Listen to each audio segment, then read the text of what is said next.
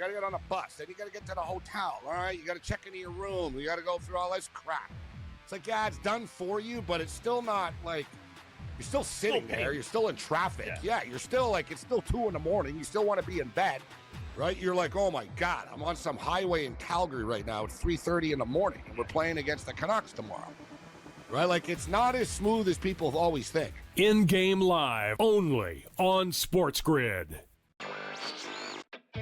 If there's more revenue for the league, there's more revenue for the players, and that would make it saleable. So they may have objections.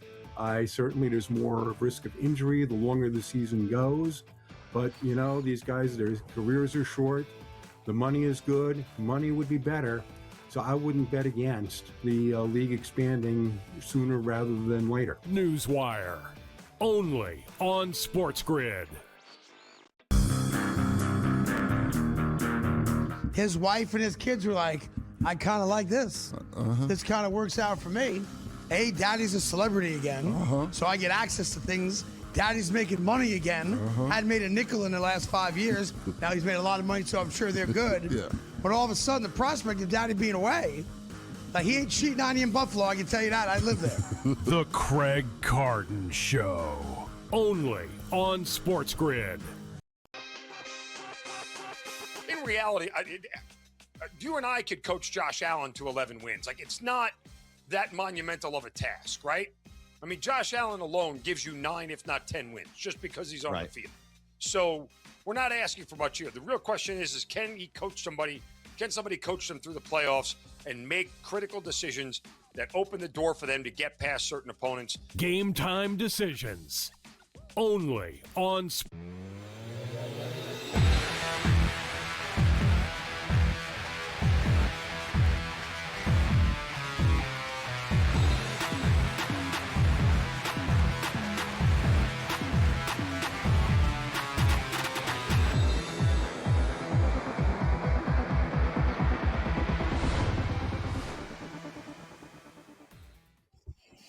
And welcome in. It is in-game live game day on a marvelous Monday evening. Scott Wetzel and Gabriel Morency for the next 2 glorious hours, right up until 10 p.m. Eastern time, watching, analyzing, and, of course, betting on the world of sports. Nothing to bet on, you say tonight, right? I say otherwise.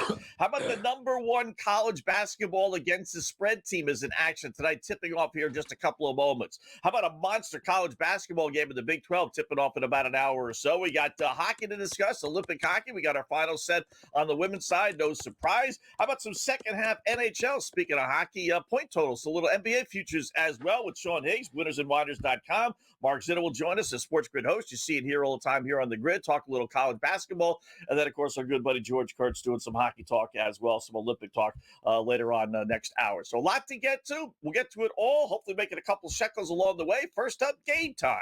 What's betting you off tonight, Gabe?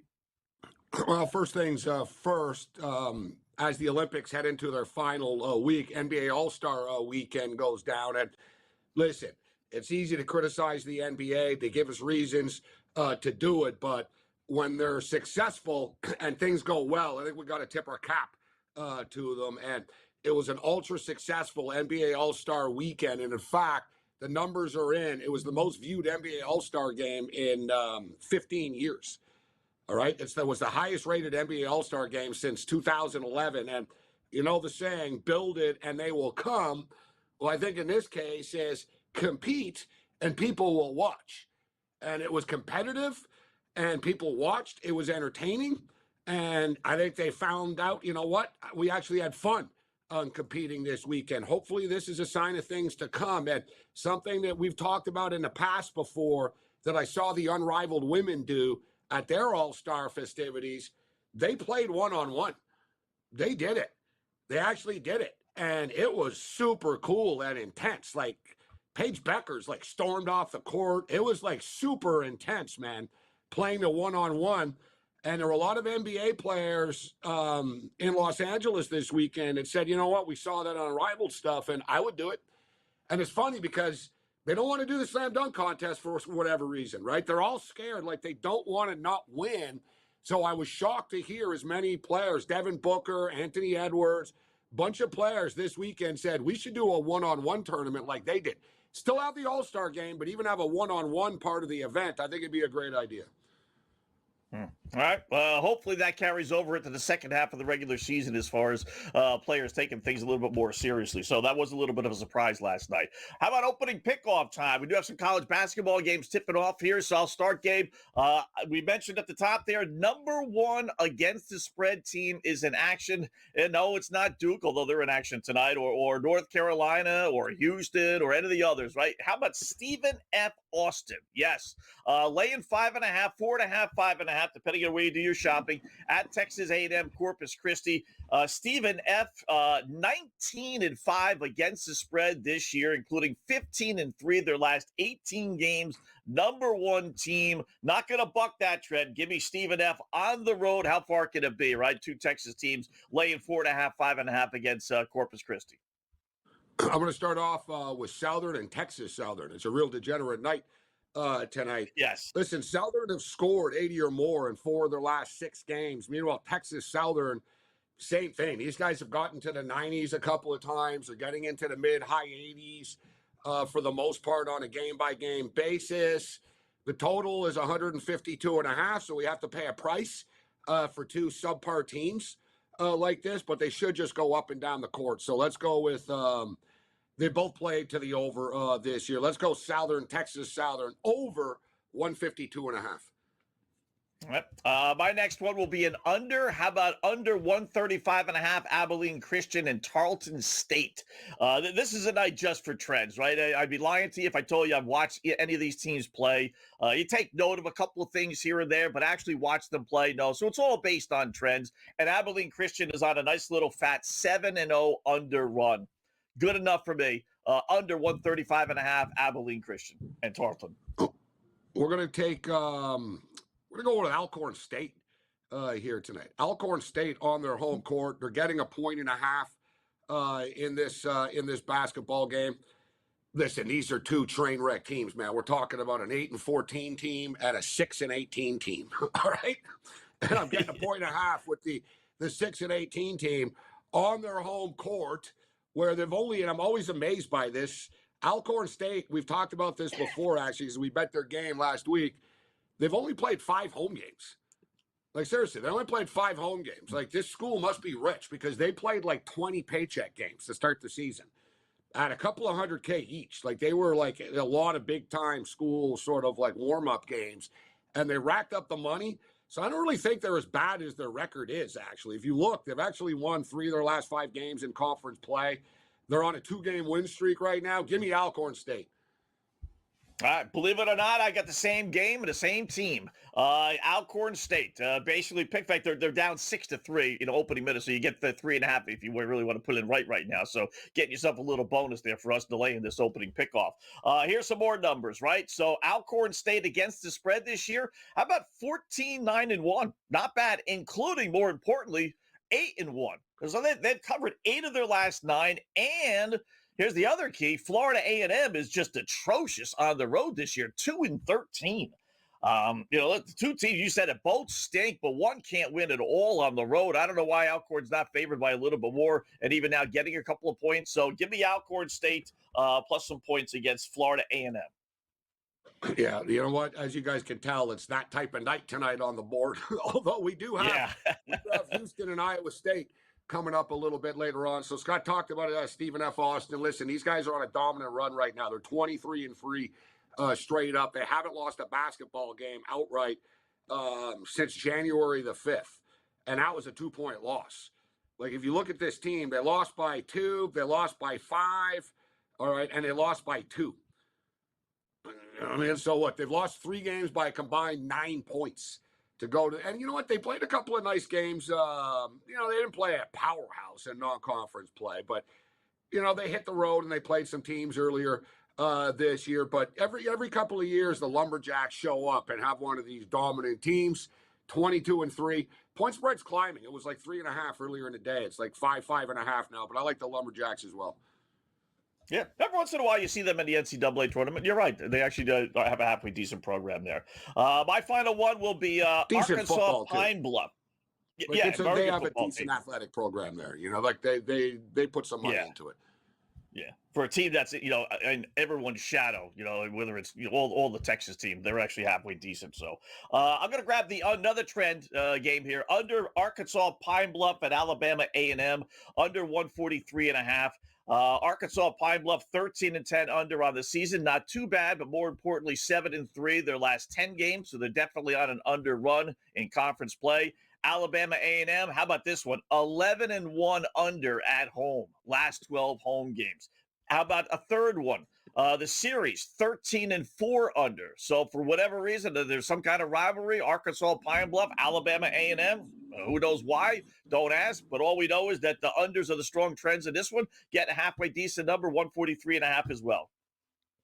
I'm going to go with Alabama A&M here. Both these teams are under teams. 13-9 to the under for Alabama A&M this year. 13-10 to the under for Pine Bluff. Pine Bluff are a bad road team. 5-12 on the road. Meanwhile, Alabama A&M, they do handle their business on their home court. That's why they're 3.5-point favorites. I don't think it should quite be this high, but it is what it is. They're 10-3 on their home court. I expect them to win this game by 5 or 6. And a quick note about one of the games you took. I didn't take it. I was looking at it. But the Tarleton State game, this is the third time that they played this year. They just played on Saturday as well. Yeah, they play 3 times a year in this conference.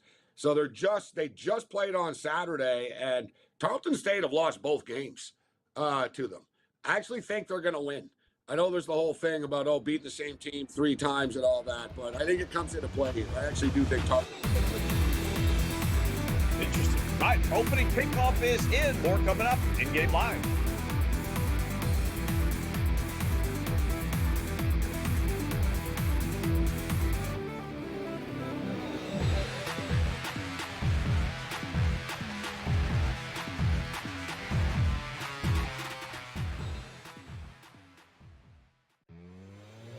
We went against this god-awful biggest waste of human flesh in basketball uniform Western Illinois team last time out. Remember, they actually won a game against Eastern Illinois. Only their 5th win on the season, 5-21. Only their first win in conference play in the Ohio Valley.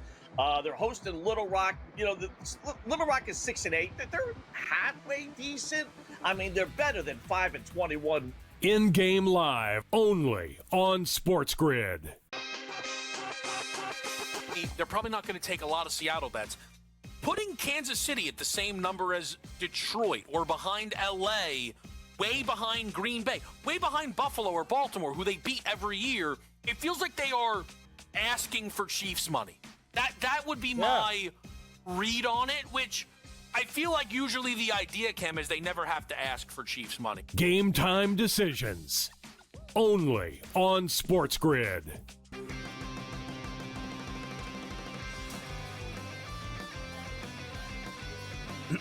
Class is in session. Today, let's talk about the teaser. A teaser is a multi-leg bet where you shift the point spread in your favor. You get better numbers, but every selection has to win. It doesn't matter what you bet if you don't have the insights. Tune into SportsGrid and get ahead of the class.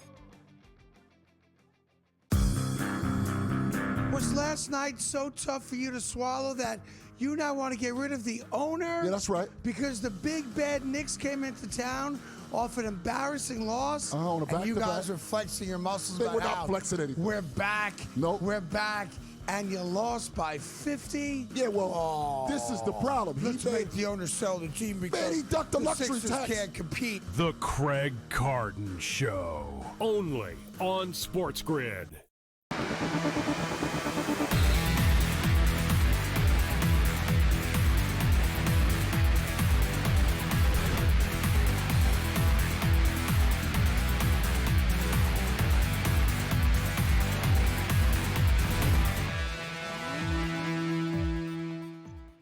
All right, welcome back in Game Live. Game Day here on the grid. Scott and Gabe, hour number one. Actually, a lot to get to tonight. We got the future second half NHL. We'll do some NHL talk with him. Monster Houston, Iowa State basketball game. You talk about good trends for Iowa State at home.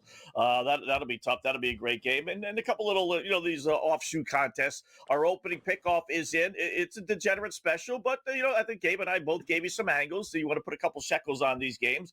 Stephen F. Austin with a monster, 19-5 against the spread run. I'm going to play them. I'll take the under in the Abilene Christian Tarleton State game. I have what do I have here? Alcorn State. Basically pick them, laying a 1.5, getting a 1.5 against Florida A&M, and then the under in the Arkansas Pine Bluff Alabama A&M game. Monster under trends in those games. Yeah, we're on Stephen F. Austin as well. And for the record, they're off to a 12-4 start lead in this basketball game. So they lead Corpus Christi early, 12-4. We're on Texas Southern and Southern to go over the number. Not a bad start, 18-12 after 9 minutes. In-game totals 154.5, so sort of on pace right there. We played Alcorn State. They are losing 13-9 right now, midway through the first, and we're on Alabama A&M that's already off and running. They played 8 minutes. These teams really tipped off right on the clock. So one thing about college basketball, they tip off when they say they're going to. They really do. Like these games, they say 8 Eastern, they mean it. They're tipping off at 8 Eastern. So we're off and running here. It's one of those late nights. I do look forward to Houston and Iowa State. As you stated, Iowa State are a dominant home team. They're 47-2 guys at home over the last 3 seasons. 47-2. They've only lost 2 times on their home court. Iowa State's a strong program that people never really talk about on the national level, but they have been pretty consistent over the years. That should be a fun game. And the knockout stage of the Olympics, men's hockey, begins tonight in the overnight hours, or I should say early morning, depending on where you are. 6 a.m. East Coast time, 3 in the morning on the West Coast. The first game is up. USA, Canada both got a bye. So they're going to be awaiting the winners of what happens tomorrow. If things fall into place and things go the way that they should, USA is going to get Sweden, which is not going to be an easy game for either team. Like, if you're the USA, that's not really any reward for your first game in the knockout stage to get the Swedes. The Swedes beat the U.S. in the Four Nations last year, it should be noted as well. Sweden are like big front runners. Like, if things go well for Sweden early in a game and in the first period and stuff, watch out. Like, they're good. They have the talent to, match up with anybody. Like, they're stacked with NHL stars, the Swedes. But they're very moody. Like, if you get them early and you score a couple of goals early on the Swedes, they will not come back. Like, if they're down 2-0, like, they're the type of team that'll start fighting with each other on the bench and stuff. Like, they'll start arguing. You should have been there. Where were you? What happened? They're like, they've had weird team chemistry for whatever reason. Like, this generation of Swedish players haven't always been on the same page in international play, but when they are, they can beat anybody. Watch out. Is that story true? Yeah, you can't believe anything on the internet, but I saw where Tom Wilson supposedly got kicked out of the Olympics. I mean, it came from TSN, but again, no, it's not true. All right, so you can do it. No, the guy that he fought, ironically enough, got kicked out of the Olympics. Oh, okay. Yeah, maybe you misread it. The guy that he got in a fight with. And it's funny because of all people, Tom Wilson, you're like, of course he gets into the fight in the Olympics, right? Yeah. They really don't like fighting in the Olympics. They really don't like it. And of course, Tom Wilson was the dude that already took out, that already injured the LA King, right? And that was an accident. People already had the reputation. Fiala. Yeah, Kevin Fiala's out for the year now because he landed awkwardly. And it wasn't Wilson's fault, but of course he had to be the one there. You know, the funny thing about that, Scott, is Wilson's getting lit up online because he got taken down by the French guy. And people are like, oh, look, Tom Wilson. Anyone that watched that could see that Tom Wilson could have killed him, but didn't want to. Tom Wilson's aware. Like, listen, I'm lucky to be on this team. Everybody thinks I'm a psychopath. I'm not going to be known for, breaking this Frenchman's face open. Like, you know what I mean? He actually, you could see. He kind of said to the dude, no, don't do this. Don't do this. And the French guy took a couple of shots. Wilson got a shot in and but Wilson took it easy on him. Point blank. Wilson took it easy on him. And then after, the French guy got suspended for 7 games, Scott, but not for the fight. for instigating the crowd on the way out. Like when he left the ice, he started getting into it with Team Canada fans, and he started like telling the crowd to screw off. Like, see, no that's big the deal stuff. in the NHL. No big deal in the NHL, but in the stuff. Olympics, unsportsmanlike. You know what I'm saying? Yeah. And that's the stuff, Gabe, that they really, no matter what the sport, no matter what the situation, like they'll accept the fact that you did something, okay, in the heat of battle. Yeah. It's the after. It's like, okay, now did you just get off the court? Did you just get off the ice? Well, they no, said you he wouldn't leave incited the it. ice. You wouldn't They help. said you didn't leave. Yeah. You didn't go to the room. You stood around and you incited the crowd after. So that was the actual punishment, which I'm surprised about. That the Canadian curler, like. That was unheard of. Yeah. That you would hear someone say, And he get like over and over, Yeah. like loudly that the entire world could hear. Why don't you go F yourself, Oscar? Like, it was like, whoa. Like, I was amazed. I was like, all right, he's got to get suspended for this. Like, it's the Olympics. This isn't a curling league, for money, a beer league on a Friday night. Right? Like, you can't start dropping F-bombs. And it nearly got into a fight. But I think the curling literally liked it. It brought in a lot of attention to curling. A lot of attention. But I was surprised. I was surprised the Canadian didn't get punished for that. They basically said if he does it again, he'll get kicked out. They gave him a warning. They said if you use language like that again, you will be asked to leave. And I hate to say it because I'm not overall, pick one side. I'm not an instant replay guy, but something like that, it's only a matter of time before we get instant replay in the Olympics. Not for judging, but for specifics. Did he touch the thing a second time in this case or not? Or did he step on a line or not? It is coming. Curling, it definitely is coming. Curling is a gentlemanly sport. Like and golf, I say that in a sense, there's no referee. There's an official in the building, but you only go to the official if the players can't, you know what I'm saying?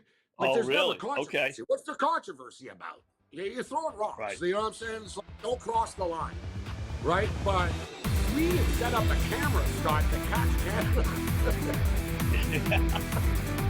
It's trouble.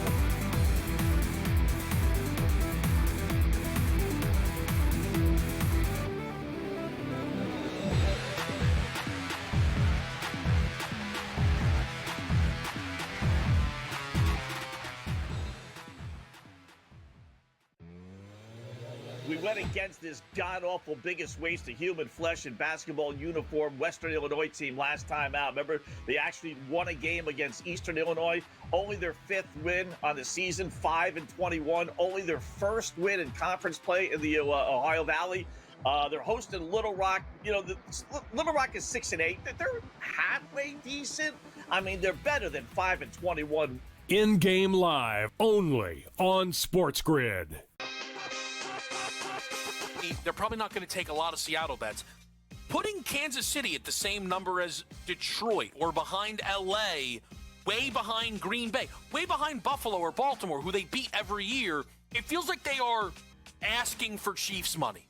That would be my read on it, which I feel like usually the idea, Cam, is they never have to ask for Chiefs money. Game time decisions, only on SportsGrid.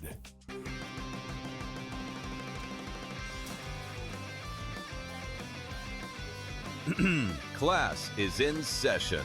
Today, let's talk about the teaser.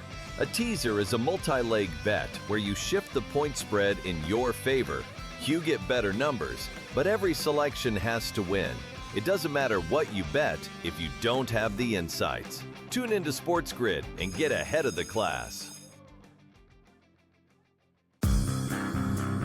Was last night so tough for you to swallow that you now want to get rid of the owner? Yeah, that's right. Because the big bad Knicks came into town off an embarrassing loss. On a and you back-to-back. guys are flexing your muscles They about were not how flexing anything. We're back. Nope. We're back.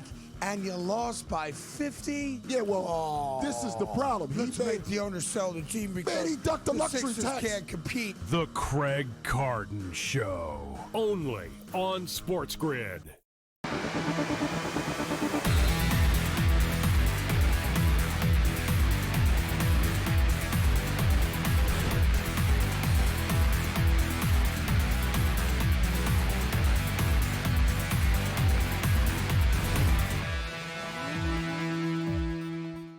All right, welcome back. It is in-game live game day here on the Grid. Scott and Gabe talking a little Olympic hockey with the men's side. We got Sean Higgs coming up in about 5 minutes. We'll do some NBA second half futures with Sean, winnersandwhiners.com.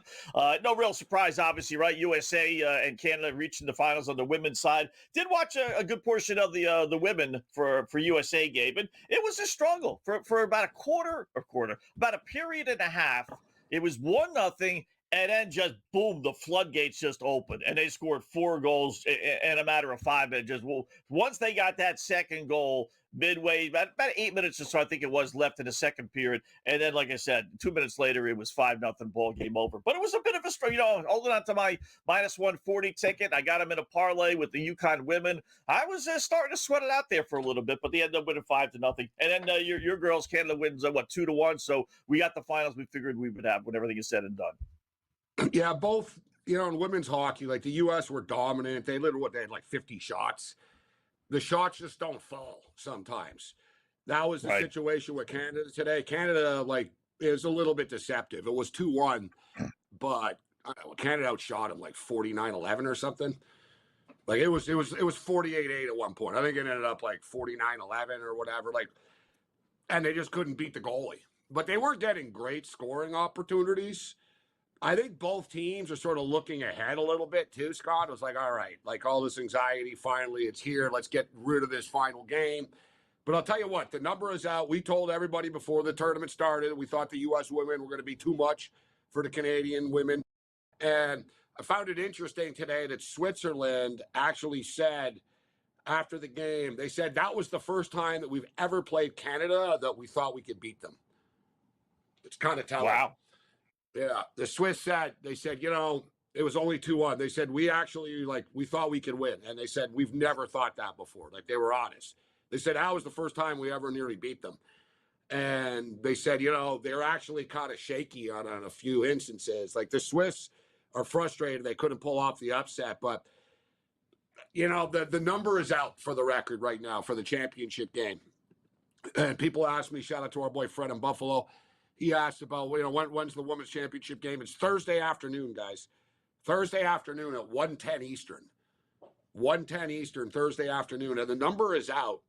And the U.S. are rightfully favored, but it's still manageable right now on the puck line. But you're going to have to get in on this. Oh, it moved. It was 1.5. Wow, this has really moved. The USA were -400 before. They opened up at -400 about 2-3 hours ago. And they're -700 right now on the money. It was 1.5 -150. Yeah, it was -1.5 -150. Now it's -2.5 -110. And to lay -150 with the U.S., wow, they won't even let you do it.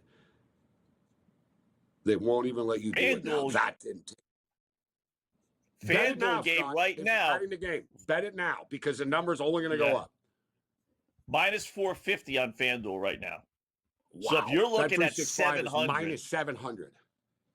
That'll be 5 and change way before our show is over.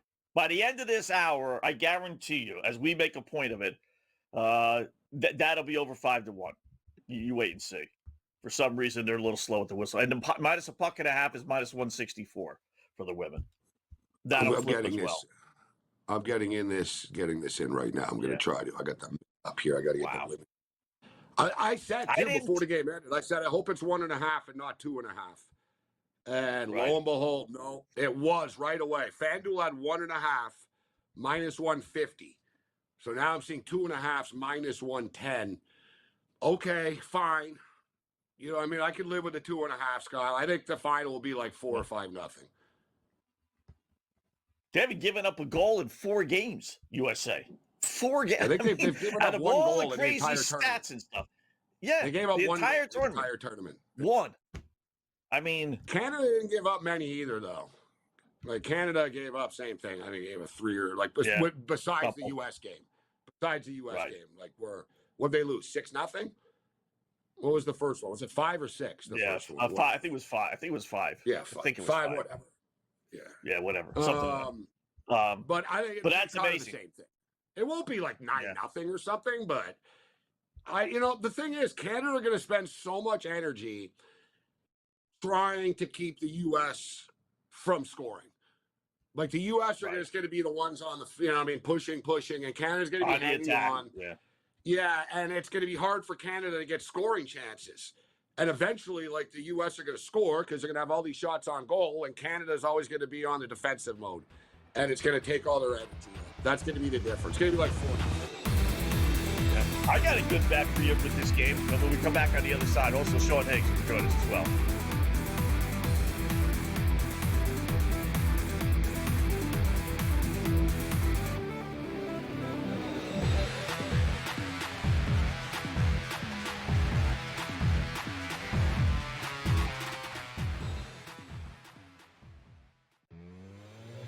We went against this god-awful biggest waste of human flesh and basketball uniform Western Illinois team last time out. Remember, they actually won a game against Eastern Illinois. Only their 5th win on the season, 5-21. Only their first win in conference play in the Ohio Valley. They're hosting Little Rock. Little Rock is 6-8. They're halfway decent. I mean, they're better than 5-21. In-game live only on SportsGrid. They're probably not going to take a lot of Seattle bets.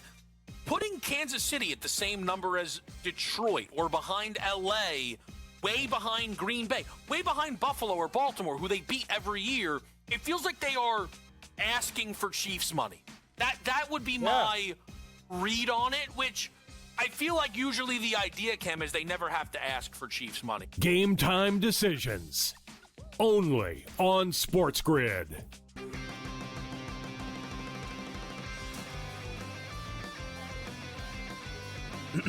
Class is in session. Today, let's talk about the teaser. A teaser is a multi-leg bet where you shift the point spread in your favor. You get better numbers, but every selection has to win. It doesn't matter what you bet if you don't have the insights. Tune into SportsGrid and get ahead of the class. Was last night so tough for you to swallow that you now want to get rid of the owner? Yeah, that's right. Because the big bad Knicks came into town off an embarrassing loss, on a and you back-to-back. guys are flexing your muscles. They about were not how flexing anything. We're back. Nope. We're back, and you lost by 50. Yeah, well, this is the problem. Let's make the owner sell the team because Man, he ducked the luxury Sixers tax. can't compete. The Craig Carton Show only on SportsGrid.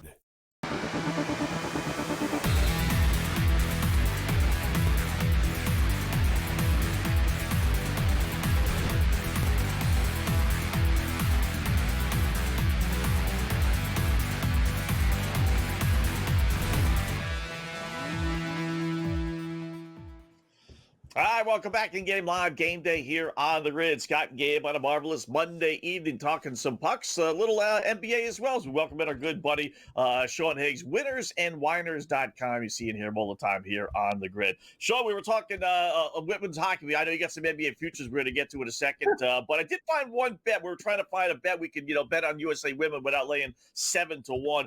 How about women to win in regulation, guys? Minus 260. Still a little pricey to bet it straight, but that definitely you could put in a parlay and see some impact. Minus 260 to win in regulation. Yeah. I'm looking here. I see, and I don't, whatever. It's interesting to me that Bet365 doesn't even let you do the minus 1.5. They skipped it. Wow. Right? Normally, it's amazing, which tells me they're concerned about this game. And Bet365 is the most heavily bet hockey book in North America by far. So they're sharp with hockey numbers. And I see they've got USA minus 3.5 plus 200. I can live with that, Scott. I think USA are going to win 4-0, 5-0. Yeah. What do you think, Sean? You might as well be speaking a different language. Olympics. Yeah, Sean can't spell skates, let alone give us picks. You guys are talking this. I'm hoping that Mississippi Valley can come back from 30 down and get me within 16 points here. You guys, that's where I'm at. Listen, you're betting on Mississippi Valley State, then you got your own issues clearly. So okay, all right, they have covered. They've covered 4 of the last 5 on the road here in conference play. They had covered 4 of the last 5 on the road. I figured I was, and it was a worthy number here at 15.5. How about Stephen F. Austin, guys? 29-7. Yeah. Oh, yeah. That's a start. Nice. 29-7. How about that? They're not a bad That's squad. the best spread team. They're the best spread. Not only are they the best spread team, but as Gabe and I were talking, Sean, they're good. 23-3, 16-1 in conference. It's hard to be. I said this about Air Force. It's for the casual bettor. It's really hard. You guys know to be really good on the court record wise and with the boys in Vegas, and it's really hard to be really bad on the court and with the boys in Vegas, like Air Force is. Like, these two teams are the anomalies. It's not easy because the more, as good as you get, they bump the lineup higher and higher and higher, and it makes it harder to cover. And same thing when you're losing. They bump the lineup the other way. You got to really, it's not easy to be a Stephen F. Austin or an Air Force team. So, did you bet them tonight? No, I'm not a big fan of the road fave in conference play. That's why, I was talking about the Mississippi Valleys and kind of those things. I'd like to take the dogs, the road. They're an anomaly. Most of the teams are pretty much kind of equal. So when they're going to be getting 8, 9, 10 points, I'll take a team like that getting 8, 9, 10. But I'm not. They're good. Unfortunately, if they slip up in the conference tournament, they're not going to make the NCAAs. They should. They're like a top 75, 80 team or whatever. If you look at their little rankings, I guess they're all right. But they'll give some. If they're a 16 seed, they'll battle for a half. They'll be there. What do you got for us tonight? What are you doing with the Houston? You're in Houston, that's so what's true. your take on the Houston game? I like Iowa State.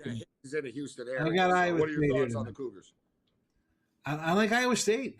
And this isn't knocking Houston. I just think this is an Iowa State spot. I know it was a similar game versus Kansas, and they took care of business, but you see that. I'm going to see a good team win at home, and that's that.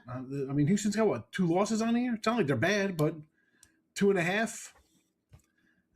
Let's go. I think it'll probably be a 6-point game. Probably close. I don't see it as a big, like a double-digit Iowa State's running away with something.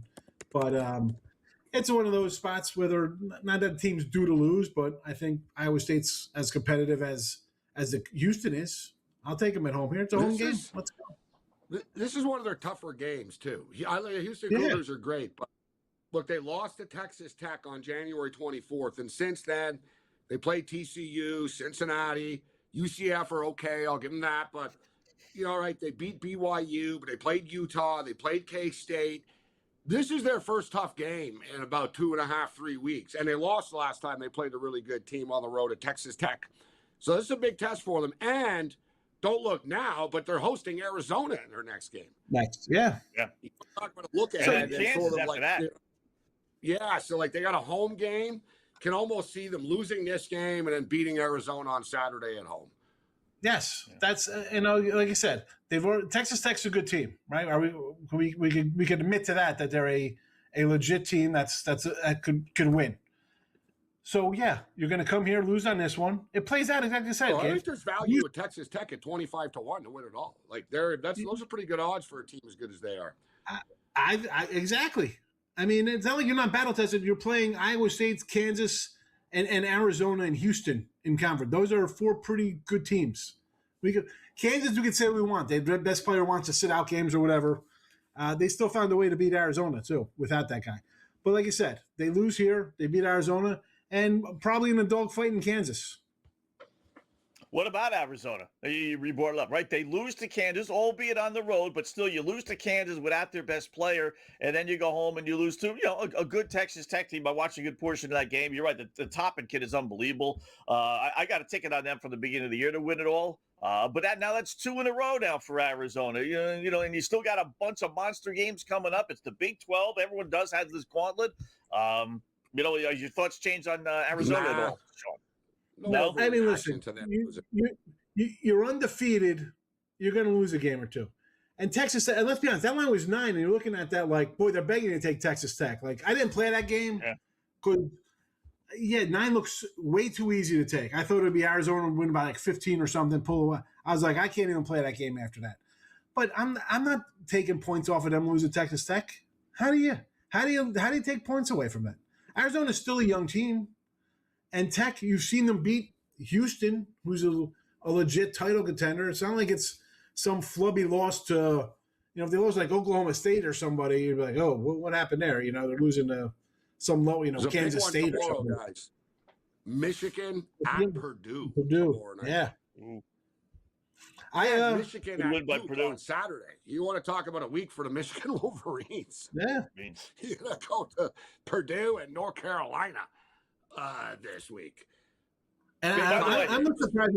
I'm surprised with Carolina's team this year. I was not expecting them to be any good. I thought they'd be moving on from the coach and bad year, but they've taken care of business. Good for them, I guess. If you're a Carolina fan, do you write off Carolina and BYU with the two guys? The two best players they lost as far as winning it all. Not necessarily not making a tournament or anything, but I don't think if Wilson doesn't come back and the kid from BYU doesn't come back, I don't think they're going to be able to get to the Final Four and win it all, right? I don't think BYU. No. We've seen. I mean, they've already lost. They lost at UConn. They've lost to good teams. I don't think they're good enough to go. BYU are like an Elite Eight type thing, or what I mean? Like they'll win the first Sweet two 16. games, and then like they'll get bounced on in their third game type thing. I think maybe fourth, but they're good, but they're not quite there yet. For the record, FanDuel's got Michigan right now -1.5 at Purdue, -1.5 at Purdue, and it's an early game, 6:30 Eastern time. Yeah, on a Peacock. It's a Peacock doubleheader apparently there with the Michigan State game as well. So I like Purdue at home. Michigan's and when you look at Michigan, you got. They beat teams. They beat Gonzaga by 30, San Diego State 30, 40 points. They crush big Villanova. They got big wins. I get it. But this, again, it's kind of like the Iowa State game. It's just one of those spots you look at. Michigan given a point, 2 points. Of course, they're going to be able to win that game. They beat everybody by 15. Look at the UCLA second half. The game was 2. They outscored them by 30 in the second half. Give me Purdue at home. They're the best team in the country. They are the best team in the country. They've been That's the why most I can't bet against team. them to lose. Yeah, I can't bet against them to lose a game. They got Duke next, right? When they have a bad night, they can still win. That's how good they are, right? Like sometimes they don't have the best night, and they're still in the game. They're still right there. I'll tell you what, though, a team that nobody talks about that are dangerous in the Big Ten, the Wisconsin Badgers. They beat Michigan. They're the one team that beat Michigan. They smoked Michigan State the other day. And Michigan State. Yeah, we'll talk more with Sean when we come back.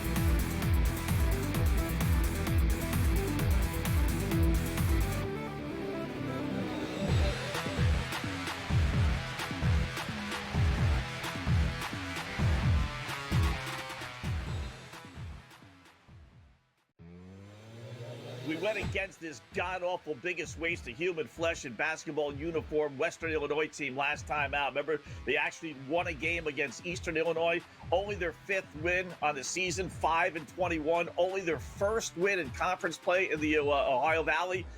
They're hosting Little Rock. Little Rock is 6-8. They're halfway decent.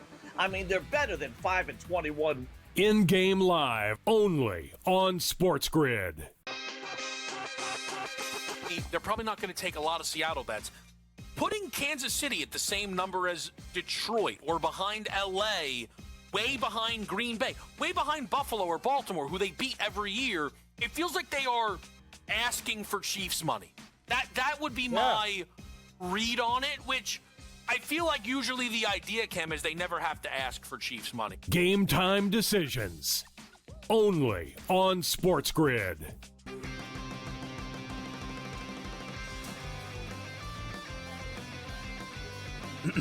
Class is in session. Today, let's talk about the teaser. A teaser is a multi-leg bet where you shift the point spread in your favor. You get better numbers, but every selection has to win. It doesn't matter what you bet if you don't have the insights. Tune into SportsGrid and get ahead of the class. Was last night so tough for you to swallow that you now want to get rid of the owner? Yeah, that's right. Because the big bad Knicks came into town off an embarrassing loss. On a and you guys back-to-back. are flexing your muscles. We're about not how flexing anything. We're back. Nope. We're back. And you lost by 50? Yeah, well, this is the problem. Let's make the owner sell the team because he ducked the luxury Sixers tax. can't compete. The Craig Carton Show only on SportsGrid.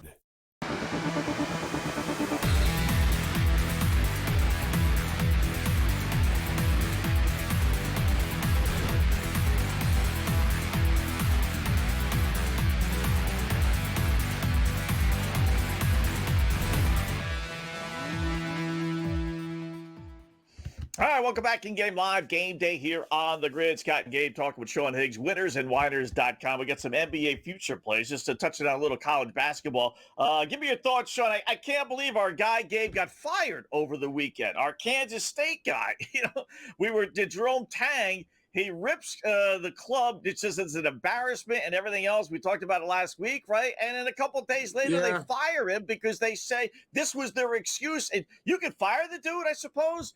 But now they're trying to use that as, an out for their contract and not have to pay the remaining $18 million. Yeah. How many coaches have said that after a game? Oh, Our guys don't deserve to wear this uniform. Our guys don't, they do it all the time. Football coaches always say, I took away our logo off their helmets in practice. They don't deserve to wear our logo. Yeah, you see that all the time. They'll earn the logo back, right? Like, dude, it was harsh what he said. Dude, Scott, what he said, that's like way tamer than anything that Mick Cronin says after every loss. Our guys are a disgrace. I don't even know why he recruited them. Like, he's like, dude. When I saw they fired him, I was like, oh, you guys were just itching to fire this guy. You were just itching. Yeah, I saw it. Just caused public outburst. What? That's for ripping his crap-ass team? You should have been happy that he ripped them. I'm going to get whole new guys next year. Like, he really went off on the team. I'm going to get a whole new team next year. These guys don't deserve to wear K-State jerseys. And then they fired a guy after. Yeah, that's exactly what it was. It's bringing disrespect to the university and stuff. Coaches do that all the time, Hicks. If they actually get away with this, and now coaches have to worry about what they say in a press conference because the woke community is so sensitive. Fired. I mean, I wouldn't hold the press conference anymore. Then if I was our guys gave it their best. That's all you're going to say. Yes. Our guys gave it their best to leave the conference. Then what are you going to say? That's the thing, though. They don't want to pay 18 mil. 18 mil, Gabe. That's what they're trying to hold on to. They want to hold on to that 18 million. No. That's not just cause. Cheryl Moore banging people on campus is just cause. Like, you know what I'm saying? Right. Like, the good point. Good point. Yeah, like, listen, you impregnated a staffer, bro. Like, you don't have an argument. You're texting girls at halftime of the Ohio State game. But even Scott, you're going to go to court, and he's going to get some money out of it. Like, it's hard not to, they're trying to weasel out and not paying this guy now? That's insane. Yeah. No, you got to pay him. No, you got to pay him. He didn't embarrass the Like you said, you got to pay him. If they get away with that, think about it, opens up the door for a lot of these universities. Like LSU. Remember LSU guys with Brian Kelly? They tried a sleazeball move, and I don't even like Brian Kelly. Yeah. But they said, wow, the AD that made the deal with him that gave him a $50 million buyout isn't here anymore. We don't think it's legal. What the hell are you talking about? Yeah. Like some of these schools, man, the things that they get away with, they're trying to get away with is insane. We think the NIL stuff is nuts, but it just encompasses all of college sports. It's just so crazy. So let's get to your NBA plays here, Sean. Where are we going second half NBA season? Starts up Thursday, by the way. I thought it was going to start up tomorrow, maybe Wednesday. We got to wait till Thursday, but go ahead. What are we doing? Well, they need extra rest, these guys, because, around extra rest to rest when they get back. Yeah. Hopefully, we see some serious basketball now with the second half. I don't know. It's still February. I really can't get my juices going until April. We have people because the Utah Jazz are tanking doesn't mean the Toronto Raptors are tanking or the San Antonio Spurs try every night. The Houston Rockets are trying every night. It's just bad. It's bad, Gabe. You want to put your money, you're trying to bet a game, and a team pulls stunts like that. You know who's going to sit out. My point is, Hicks, you need to know which teams are locked in. You need to know which teams care and which teams don't.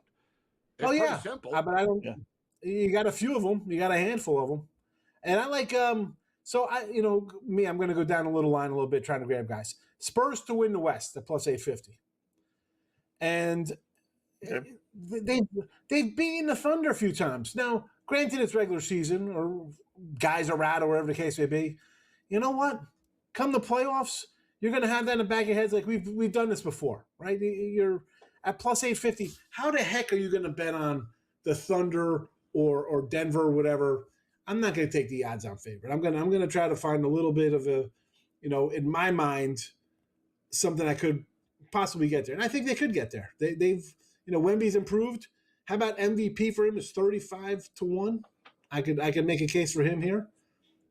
they get that far, right? Not that they win the division or they're at the top. He's going to get votes. I know everything's going to run to SGA, and maybe they get sick of his floppiness too.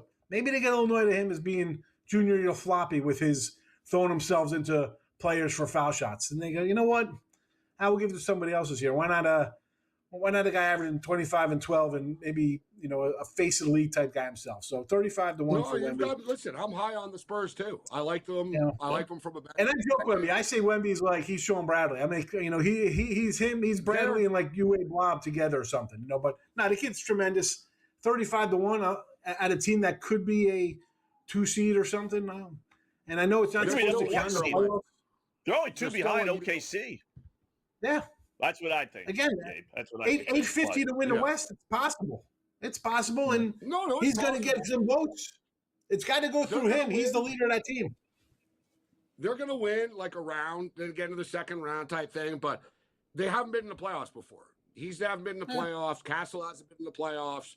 They're going to have to get that taste of failure. It's the way it works. Yes. You know what I mean? You have to get that taste of failure a little bit, and then that hungriness going into next year. Wait till next year when he bulks up a little bit as well. Like, that's coming. Like, Wembanyama's winning a championship. He's winning an MVP.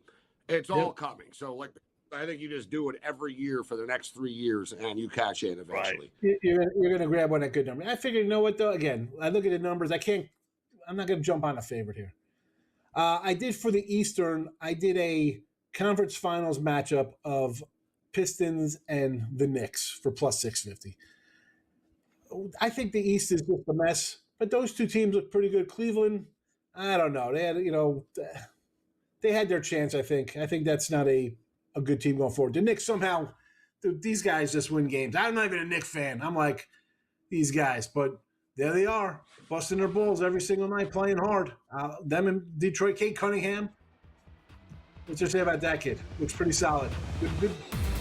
Future's bright for Detroit there. It might not line up bracket-wise, Sean. That's your issue with that one. Look, Sean Hayes, winnersandwiners.com.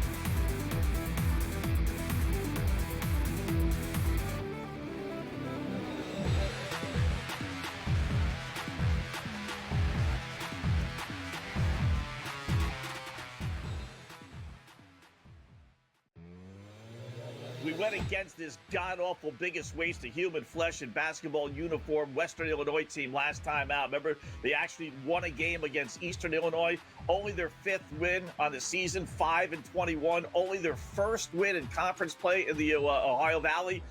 They're hosting Little Rock. Little Rock is 6-8. They're halfway decent.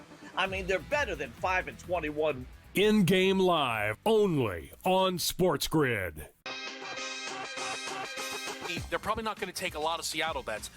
Putting Kansas City at the same number as Detroit or behind LA, way behind Green Bay, way behind Buffalo or Baltimore, who they beat every year, it feels like they are asking for Chiefs money. That would be my read on it, which I feel like usually the idea, Cam, is they never have to ask for Chiefs money. Game time decisions. Only on SportsGrid.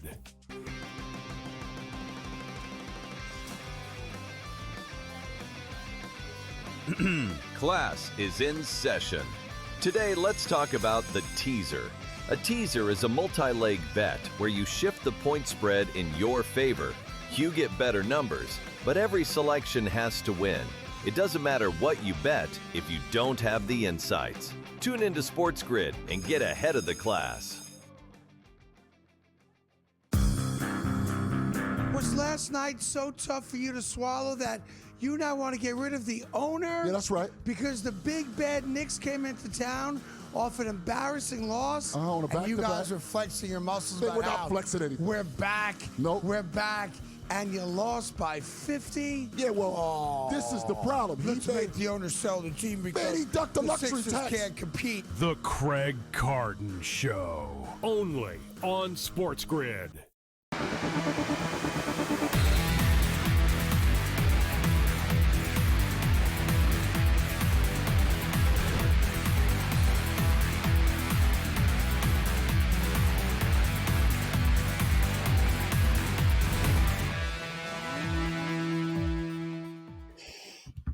welcome back in Game Live. Game Day on the grid on a marvelous Monday. Scott and Gabe closing out hour number one. Thanks to Sean Higgs, winnersandwhiners.com for all his plays. So that's the only problem I have with his pick there, Gabe. It might not line up that way. You know, those two teams, might end up facing each other in the second round because they're so jumbled together. So, and that would be a losing bet, obviously. So I wouldn't necessarily bet on that. But well, if you like the Knicks and Pistons, if you like the Knicks and Pistons to play in the Eastern Conference, then just basically bet on the Knicks and Pistons to win the East, right? So you have them both if you want. But as you stated, it's unfortunate if they end up playing each other before the Eastern Conference Finals. But look, you look at the standings right now in the East. The Pistons are going to be the 1 seed. Right, I don't believe they're going to blow a 5.5 game lead. Anybody that watches the Pistons play, they're dangerous. Like they're good. I'm telling you, their ball movement, their aggression, like they're locked in this team. Like they've got serious team chemistry on the floor, and it shows. Boston, super impressive what they've done, but it's tough to look at the playoff matchups now, Scott, because of the play-in stuff, right? But there's a lot of evenly matched stuff, man. Like 4-5, the Cleveland Cavaliers and the Raptors, that'd be a war. Like, that wouldn't be easy for the Cavaliers. That would be a battle. I think the Cavs would win. I think the Cavs are better than the Raptors are, but, technically they're only 2 games better than they are right now. The Raptors are never going to get as much love, Scott. They're not on American TV, like, ever. Right. How many Raptor games have you watched this year, Scott? How many times have you seen the Toronto Raptors play a game? Yeah, not often. I mean, I'll flip it on, watch some highlights here during the show, but they're not getting any pub here in the States. Once. They've been on TV once. Literally. They were on ESPN the other night against Orlando, whatever, 2 weeks ago or 10 days ago or whatever. They got flexed into it, believe it or not, too. They changed the game, and they made it the Raptors in Orlando. But people don't see them, right? So they're not going to get talked about in the same way. But look, they have two like, compare, how much do you hear about the Knicks? Well, they have 2 more wins than the Raptors do. Like, holy, you don't hear about the Raptors, right? The Raptors are good. Scotty Barnes is a beast. In fact, he beat me in the All-Star game yesterday. We like the world. And there's always one player in an All-Star game setting, guys, that is going to get you. There's always one. And it's funny because if you watch the All-Star game over the weekend, Kevin Durant was asked, are you guys going to try? And he said no. He said, no, this world stuff, no one cares. It won't be any different. Anthony Edwards said the same thing. And then, boom, if you watched it yesterday, Anthony Edwards, after they played the first game, he goes, Wembanyama was trying, and it just sort of went from there where we kind of had to. He said if we didn't, we were going to get killed. And Wembanyama really cared if you watch it. He scored 14 points in like the 12-minute game. Like he was going off. He had all 7. At one point, he had all their points for like the first 5 minutes. He was going off, and it was like Jamal Murray would get the ball, Scott, and take like a dumb all-star 3 from half court. You know what I mean? Yeah. Like he just sort of walk it up and casually bomb a 40-footer. And it was like, bro, we're trying to win. We're trying to win here. Like, no. Like, you can see, too, Wembanyama looked at him a few times like, dude, man, like there was a time he was bad. Mistake and actually said sorry to Wemby. Wemby looked at him like, dude, like, come on. And Jokic was like, no, okay, I'm sorry. Like, even Jokic. When they lost the first game on the 3, he was ticked off. You saw he was mad. Oh, yeah, he walked off by himself. He took his jersey. He was raging. You could tell. I like this kid's competitiveness. There's Jamal Murray laughing it up, and I'm thinking, Jamal, you had to be the one there. Huh? Of course, you were the one, right? I was upsetting him. Every time Jamal Murray got the ball, something bad happened yesterday, Scott. Every time. He'd either turn it over, he'd take a bad shot, he wouldn't play deep. It was like, dude, you're killing us. And poor world team and poor me, I bet on them, Scott, to win it all. They literally lost at the buzzer, both games. Both games. Like, the games are not competitive. Like, it was the first one to 40. They lost like 41-39.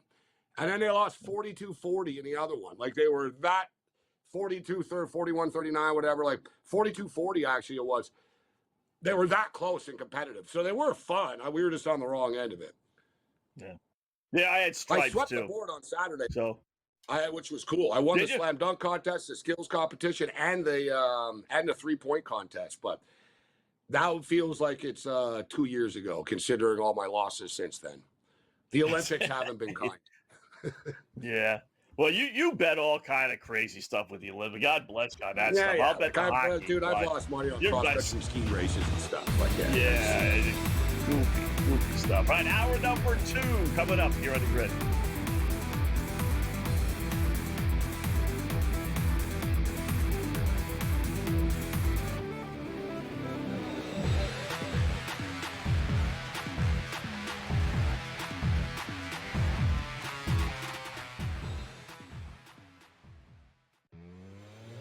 We went against this god-awful biggest waste of human flesh and basketball uniform Western Illinois team last time out. Remember, they actually won a game against Eastern Illinois. Only their 5th win on the season, 5-21. Only their 1st win in conference play in the Ohio Valley. They're hosting Little Rock. You know, Little Rock is 6-8. They're halfway decent. I mean, they're better than 5-21. In-game live, only on SportsGrid. They're probably not going to take a lot of Seattle bets. Putting Kansas City at the same number as Detroit or behind LA, way behind Green Bay, way behind Buffalo or Baltimore, who they beat every year, it feels like they are asking for Chiefs money.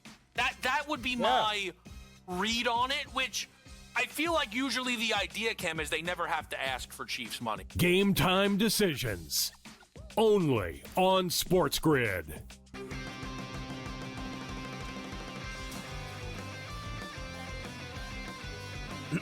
Class is in session. Today, let's talk about the teaser. A teaser is a multi-leg bet where you shift the point spread in your favor. You get better numbers, but every selection has to win. It doesn't matter what you bet if you don't have the insights. Tune into SportsGrid and get ahead of the class. Was last night so tough for you to swallow that you now want to get rid of the owner? Yeah, that's right. Because the big bad Knicks came into town off an embarrassing loss. On a and you back-to-back. guys are flexing your muscles. We're not flexing anything. We're back. Nope. We're back. And you lost by 50? Yeah, well, this is the problem. Let's make the owner sell the team because Man, he ducked the luxury Sixers tax. can't compete. The Craig Carton Show, only on SportsGrid.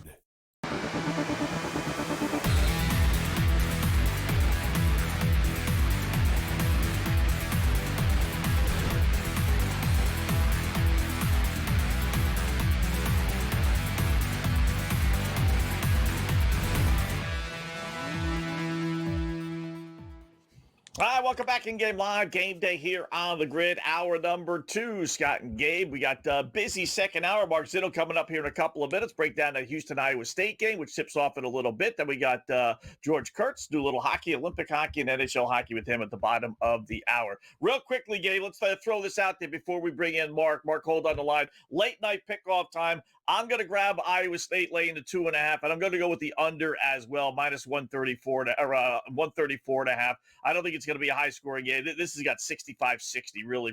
Good. This is a good alternate under for me. I think Iowa State gets the home win, and I'll go with the under as well. What about you for your late night pickoff? Yeah, I'm going to take Iowa State here, 14-0 on their home court this year. A very impressive 47-2 on their home court over the last 3 seasons. And as they put on the screen right now, the Houston Cougars, 2-25 all-time on the road versus top 6 ranked teams. Listen, I'm not taking anything away from the Houston Cougars, but you look at the last time they played a really good team, they went on the road, they lost to Texas Tech. All right, we went over the teams they've beaten, the K-States of the world, the Cincinnatis of the world, etc. Now here's another ultra-tough test here, and they live for this stuff in Ames. Give me the Cyclones tonight on their home court. Let's find out what our good buddy Mark Sino has for us. What's going on, Mark? How are you tonight, bud?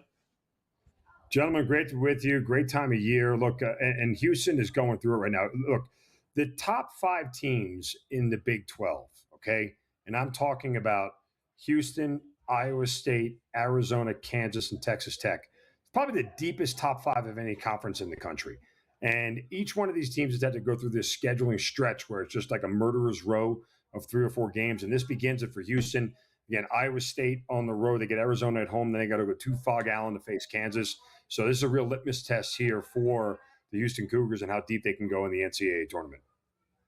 I've got two player props here, too. Just for the record, Scott, I'm going to go over the number. I think 134.5 is a manageable enough number here to get over. But two players props sharp for the Houston Cougars. He's gone off. He scored 50 points in the last two games. And they're going to be all over Kinston Flemings. I look for him to get, 18, 19 here tonight. And Monsilovic, over under. It was 16.5. It's up to 17.5 right now. It's a little high, but I still think he's going to get there as well. So I'm going to go over Sharp and Monsilovic player prop points tonight.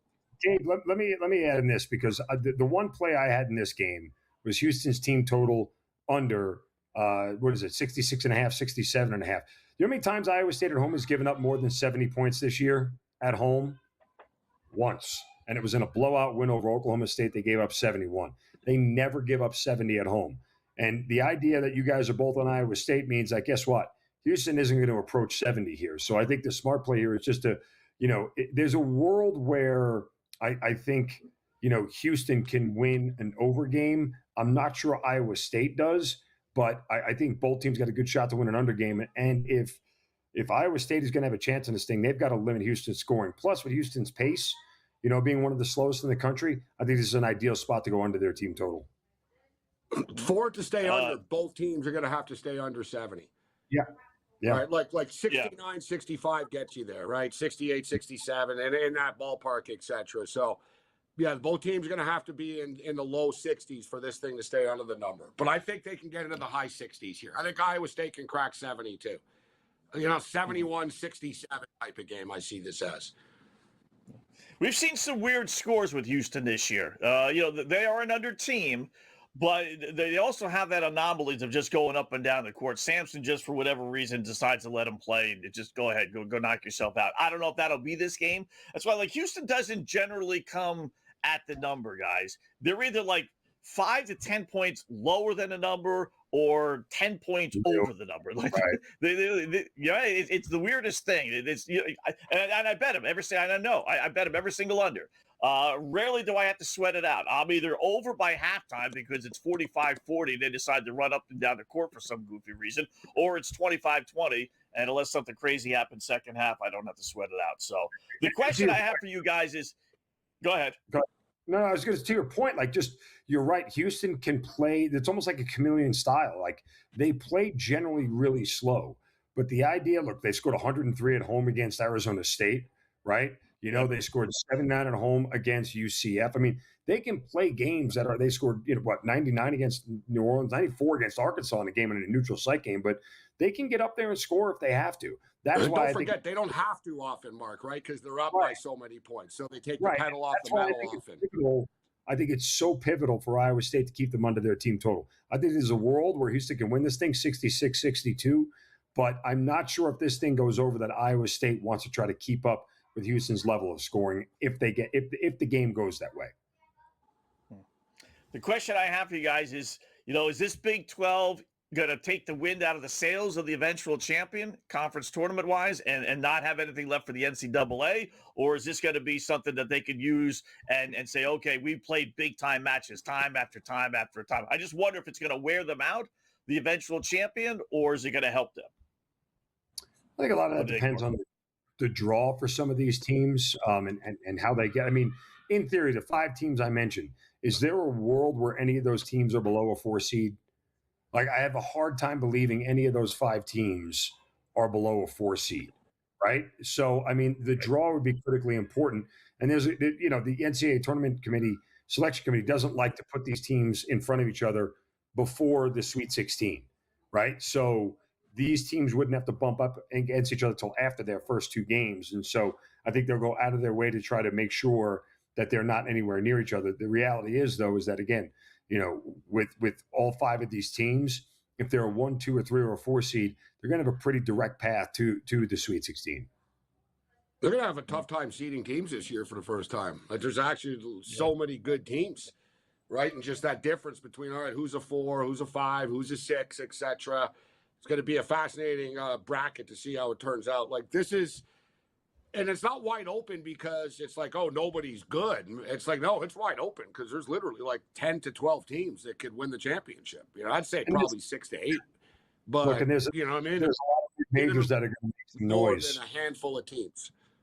Right, and there's a lot of mid-majors that are going to make some noise. I mean, the guys, what was this? About 2 weeks ago, I threw a future on St. Louis to make the Final Four. Yeah, they're 100 to 1 still right now. They're not getting any love.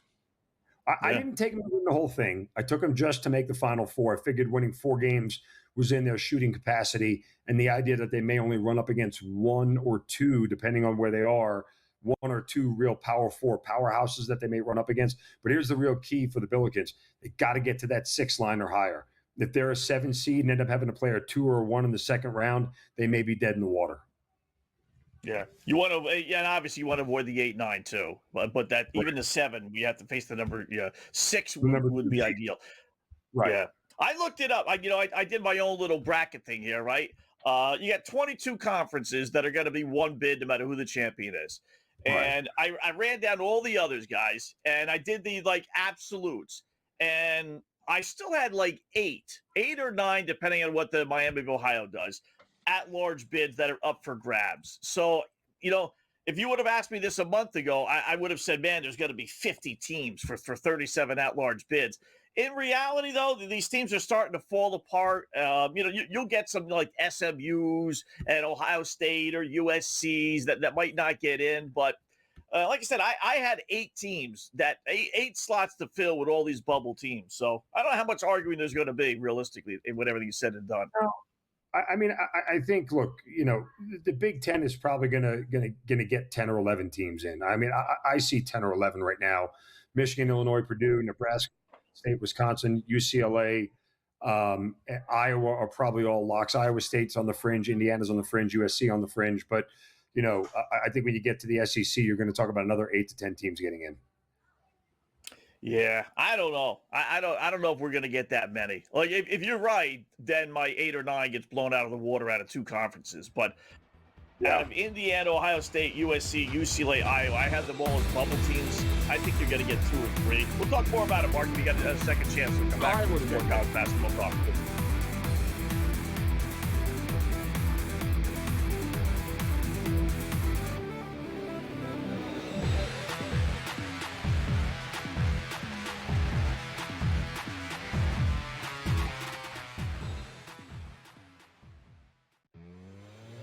We went against this god-awful biggest waste of human flesh and basketball uniform Western Illinois team last time out. Remember, they actually won a game against Eastern Illinois.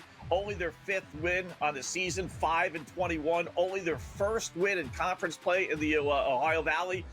They're hosting Little Rock. Little Rock is 6-8. They're halfway decent. They're better than 5-21. In-game live, only on SportsGrid. They're probably not going to take a lot of Seattle bets. Putting Kansas City at the same number as Detroit or behind LA, way behind Green Bay, way behind Buffalo or Baltimore, who they beat every year, it feels like they are asking for Chiefs money. That would be my read on it, which I feel like usually the idea, Cam, is they never have to ask for Chiefs money. Game time decisions, only on SportsGrid.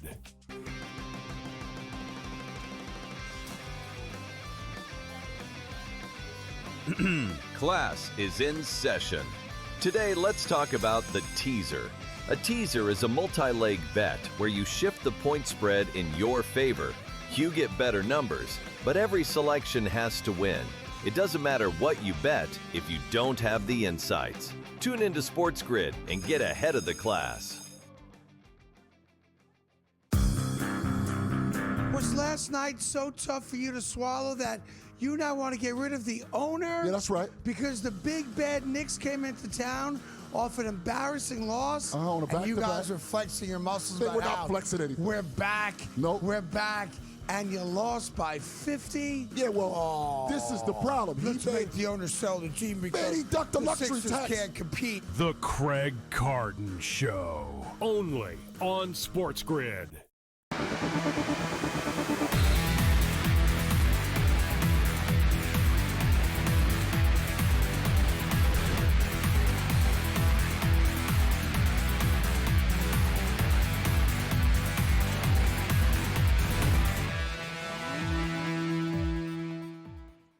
All right, welcome back in Game Live. Game Day here on the grid. Scott and Gabe talking with Mark Zinn, a little college basketball. So we got the Houston Iowa State game just underway, a couple of minutes in. We'll update that throughout the evening. You know, it's weird. We're going over which teams are going to get in and bubble teams. You know, what's weird, Mark, is that you have a lot of good conference. Like, I'm old school, you know. I go by RPI. I know there's so many other different things now, but I still harken back to the RPI. You had a lot of good RPI conferences that don't have a lot of good teams, which is really the Big East. Number 5 RPI, you really only have 3, and then Seton Hall on a bubble. Atlantic 10 is 7. Now, keep in mind, there's 30-plus conferences. Atlantic 10 is 7th, yet you really only have 3 teams, St. Louis, VCU, and George Mason. So you got good RPI conferences, but not really good teams, which opens the door for the Big Ten or the SEC to get 8, 9, 10 teams, which I think is just too many teams. We haven't gotten into Miami of Ohio yet either in their scenario, Right. I think they will get in with a loss. Right, the debate has been going on. Will they get in? They will get in with a loss. Like 3 losses, they wouldn't, but maybe 2 they could squeeze. The only loss that they can take, guys, is to Akron in the championship game. If they lose before the end of the regular season then take a second, no, I don't even see it. I don't even see it. I mean, again, this is a Miami of Ohio team that is playing the 355th. Strength of schedule in the nation. Like, it's just, you can't, it's going to be a really tough sell. Like, if they get to the conference championship game and lose to Akron as their only loss, right now they're 359th in strength of schedule, by the way. If they get there and lose, that's going to be the tough part for the committee. If they lose any game before then, particularly in the regular season, without winning the MAC championship, I don't think they get in. I genuinely don't. And we've seen from the committee in years past, they'd rather They're ranked have 34th right now in the metrics, so they do have a nice ranking. Well, that depends on what metric you're looking at here, because they're ranked 84th in Ken Palm. So, I mean, there's a lot of teams in front of them here. Ken Palm isn't on the committee, though. No, they're not. Their metrics are very good, Dave. That's the part. Like, their metrics are spot on. I mean, I think we all can generally. Ken Palm's ratings are on, but they're not going to leave a 32 or 33 in one team out of the tournament, right? Like, they're going to get in. We were just talking about it. Like, again, Ken Palm has Florida as the 5th best team in the country. What does the AP poll tell you where they are? They ain't the 5th best team in the country according to the AP poll, and that's wrong. I trust Ken Palm in that space more than I do the AP poll. But as far as Miami of Ohio is concerned, like I said, they take a regular season loss, they're done. They don't have a chance without winning the MAC title. I think the only part that gets really tough for them is if they lose in the MAC title game to Akron, which is a team that is, by the way, ranked higher than them. In Ken Palm, they're 68th with a 20-5 record and a strength of schedule that's 254th in the country. That's the only acceptable loss they have on their schedule, and I think it makes it real tough. But to your point, Scott, the committee has never not taken a fewer than 3-loss team in an at-large bid scenario. Really? Out of any conference? I find that hard to believe. But the problem with Miami, Ohio, you said, I'm looking at their schedule, guys. They really have not played anybody outside of their. I mean, Arkansas, Pine Bluff, Mercy, Hearst, Air Force, Old Dominion. It's just awful team. A bunch of double one or but it's also known for the last couple of years, teams have not wanted to book them and play them because they had so many starters coming back. I mean, right? The coaches here's but they couldn't book. They tried to get bigger games. They couldn't get them. If you're interested in Miami of Ohio, and I said this, 3 weeks ago, and I'd say it now, take them to finish the regular season undefeated, right? You're going to get 4-1 on that. It's better than anything you're going to get on them at any other point in time. Because again, I still think Akron beats them in a revenge spot in the MAC championship game. I do. I think I think Akron's a better team. And so, that's the problem. They only played Akron and Kent State, the second and third best teams, only once. So, yeah. I mean, they're down to plus 240 now to be undefeated in the regular season. Yeah, still think regular it's not season undefeated, plus 240. They're going to be big favorites in every game, like 7 to more, except they go to Ohio. The UMass is the one that people think maybe they stumble. I don't think they do. I think they're going to run the table. I think they would have more trouble with Ohio in the final game of the regular season at Ohio in Athens, where the pressure's on them to finish the whole thing off. I think that's probably the spot to fade against them. They're going to be laying 7 or 8 points on the road in a game that they absolutely need to win. It feels like a spot where at least Ohio is the right side to bet. I don't know if they'll necessarily win the game, but that's the spot that I would take them. But I've been following this Miami Ohio team closely here, and they don't have many flaws, but their strength of schedule is obviously one of them. So ultimately, do you think they get in or no? When everything is said and done, and all the things, are they getting in? Are we going to hear their name? Without if it's not an automatic qualifier, I say no. Well, that would be something. I don't doubt it, but it wouldn't be a good look for college basketball. I'll say that. I say they do. 15-10. Yeah, I think they do. I think they get in. There's got to be a prop too eventually that pops in. Will the team make the tournament? I'm surprised there isn't. They're There's out to there. win outright in the Final Four conference winner. Will they finish undefeated? But I don't see an option like will they, to make the NCAA tournament prop. No, they're out there. I mean, I know a couple of books have them. Both FanDuel and DraftKings both have them out there. And the latest Does on FanDuel has this right now? They don't have it for Miami of Ohio, if that's what you're asking right now. It's not one of them. I know DraftKings had it, but they pulled it down. Yeah. Right now, FanDuel doesn't have Miami of Ohio in to make the tournament. All right, here we go. To make the tournament. All right. Yeah, they do. Undefeated. Some teams. Yeah. No, you know what? FanDuel does have some teams to make the tournament, but not Miami of Ohio. They got Missouri, Ohio State, TCU, Ohio right now, Clara. They're plus 20 to finish the regular season undefeated, Miami on FanDuel. Yeah, they're plus 240 at 365 right now.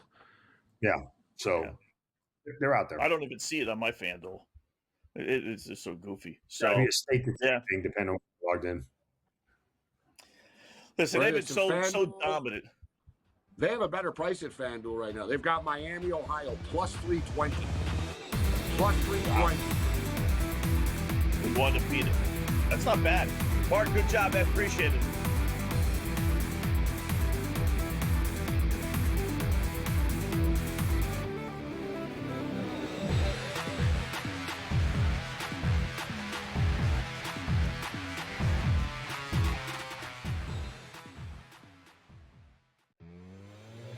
We went against this god-awful biggest waste of human flesh and basketball uniform Western Illinois team last time out. Remember, they actually won a game against Eastern Illinois.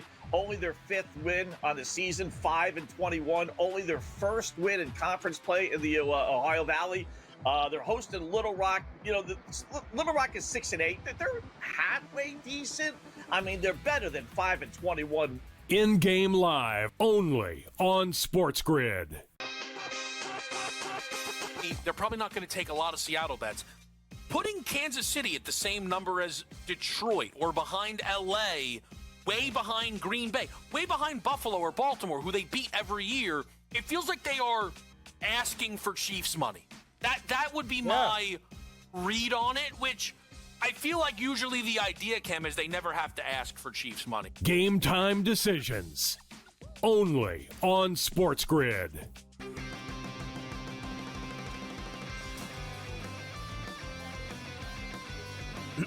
Class is in session.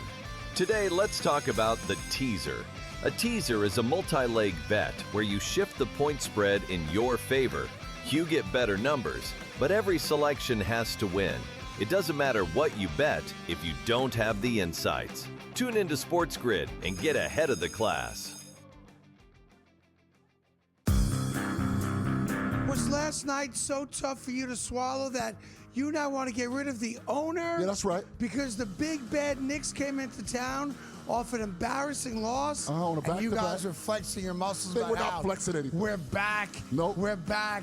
And you lost by 50? Yeah, well, this is the problem. Let's make the owner sell the team because he ducked the luxury Sixers tax. can't compete. The Craig Carton Show. Only on SportsGrid.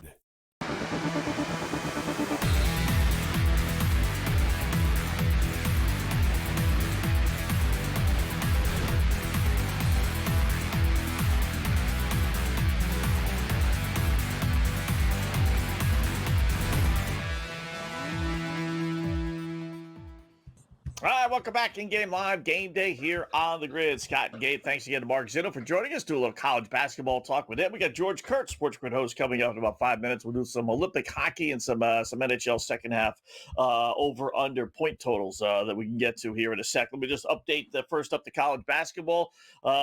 It's I told you I've seen this Houston team, but they're goofy. 1 minute it'll be 10-5, 10 minutes in. Another minute it's 19-18, like it is right now. 10 minutes in, not even 10 minutes in, 8.5 minutes in. So 19-18, Iowa State leads it. I got You're over on the over. I'm on the 134, under. so I like the I'm start. on the under. Yeah, they new total is 148.5. 148.5 right now. You know what's interesting about this is Houston are just so efficient, right? Like, so they don't miss a lot of shots when they take them. And if you're watching this game, they're not milking the play clock. Like, this kid just bombed a three like 10 seconds into the play clock, and he drained it. Iowa State are pretty aggressive on offense as well. But one thing I find interesting about this, both teams are so good, they don't foul. Like, really, like we played like 9 minutes. I think Houston have 2 team fouls and Iowa State have 1 team foul. And it's amazing because it's pretty physical basketball. Like, when you watch it, this is pretty intense. Like, it's a very intense game, this game. And yeah, it's not really a lot of fouls, but so far, the shots are falling for both teams. It was 15-5 Iowa State. So yeah, Iowa State went on a nice little run to start the game, but Houston like a 14-4 run or whatever. The one thing I've noticed this year also is, unlike in years past, where it would be a fast start and then Houston would slow it down. So if you're thinking, okay, they'll slow it down, Scott, I haven't seen that this year with them. Generally speaking, if they're flying to start, they're flying to end. Yeah, but don't forget, I brought it up. They're always leading so much. So, like, they don't play. Yeah. It's almost like only every 5 games they have to score. You know what I mean? Like, a lot of times they're winning, 65-40 with 8 minutes left. And then they kind of just take the pedal off the metal all the time.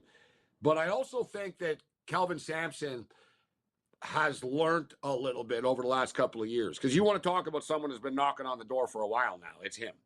Right. I mean, let's be real. The Houston Cougars have been knocking on this national championship like doorstep for the last 6 years or so.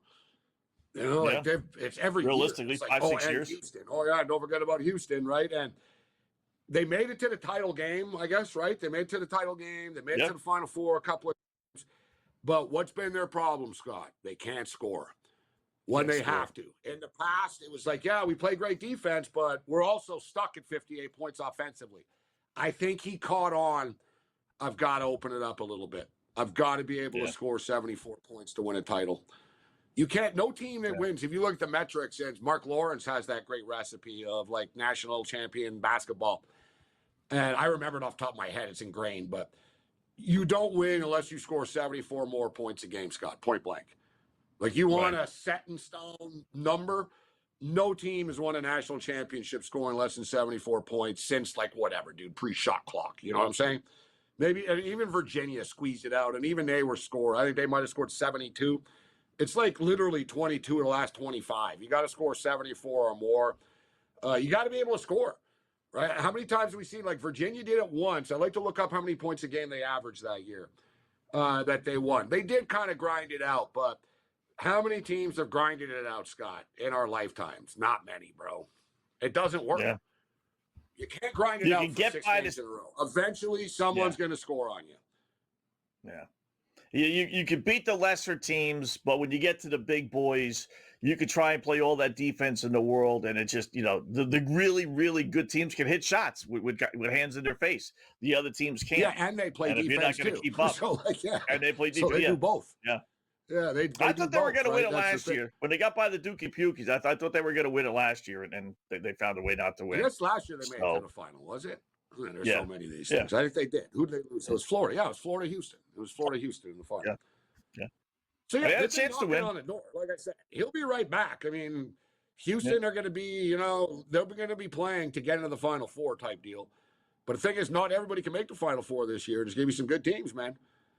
Yeah. It could be like Arizona versus Duke to get in the Final Four or something, or like, Iowa State and or Houston versus Duke, or, you're not going to Michigan, whatever. It's going to be some tough matchups to get to the Final Four this year. There's going to be tough matchups in the second game this year. Oh yeah, second round is going to be tough.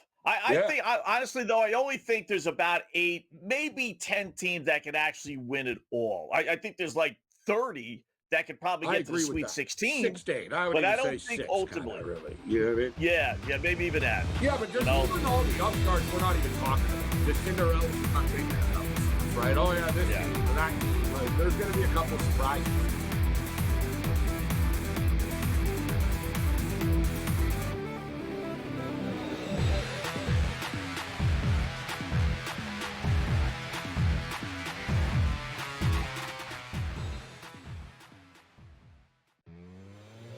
We went against this god-awful biggest waste of human flesh and basketball uniform Western Illinois team last time out. Remember, they actually won a game against Eastern Illinois. Only their 5th win on the season, 5-21. Only their 1st win in conference play in the Ohio Valley. They're hosting Little Rock. You know, Little Rock is 6-8. They're halfway decent. I mean, they're better than 5-21. In-game live only on SportsGrid. They're probably not going to take a lot of Seattle bets. Putting Kansas City at the same number as Detroit or behind LA, way behind Green Bay, way behind Buffalo or Baltimore, who they beat every year, it feels like they are asking for Chiefs money. That would be my read on it, which I feel like usually the idea, Cam, is they never have to ask for Chiefs money. Game time decisions only on SportsGrid.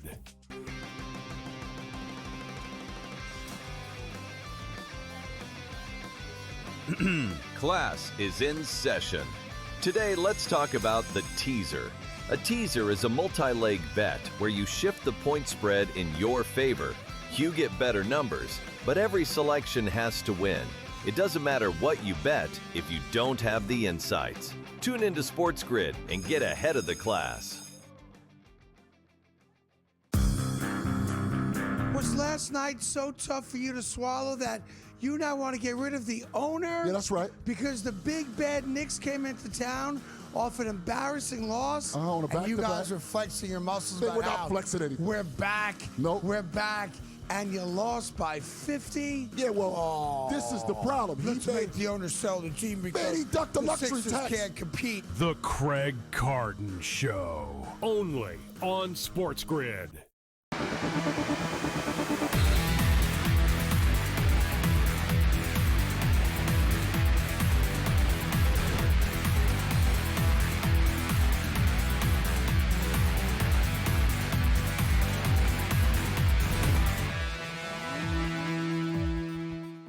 All right, welcome back in Game Live, Game Day on the Grid on this Monday evening. Talking a little baskets. We'll put that aside for a second. We got Olympic hockey. We got the start of the NHL season. Still a week and change away. So let's talk some pucks, though, with our good buddy George Kurtz, Sports Grid host. You see it here all the time on the Grid. What's going on, George? How are you tonight? I'm surviving, okay? I'm trying to get and I like the Winter Olympics. I do like the Winter Olympics, but the next person who asks me, so what are you doing with no sports currently on? I'm going to strangle them, all right? Surviving here. And we got preseason baseball starting, spring training baseball starting Friday. So that'll just be weird that we're having baseball in 4 days. I think we're getting another big snowstorm here over the weekend. Yeah, we need more snow. I get it. You want NHL games. You want something to bet on a nightly basis, but it's going to be rough. There's always that. This is one of the reasons why the NHL hasn't also been a massive fan of this. It's not as good, right? It's not as good.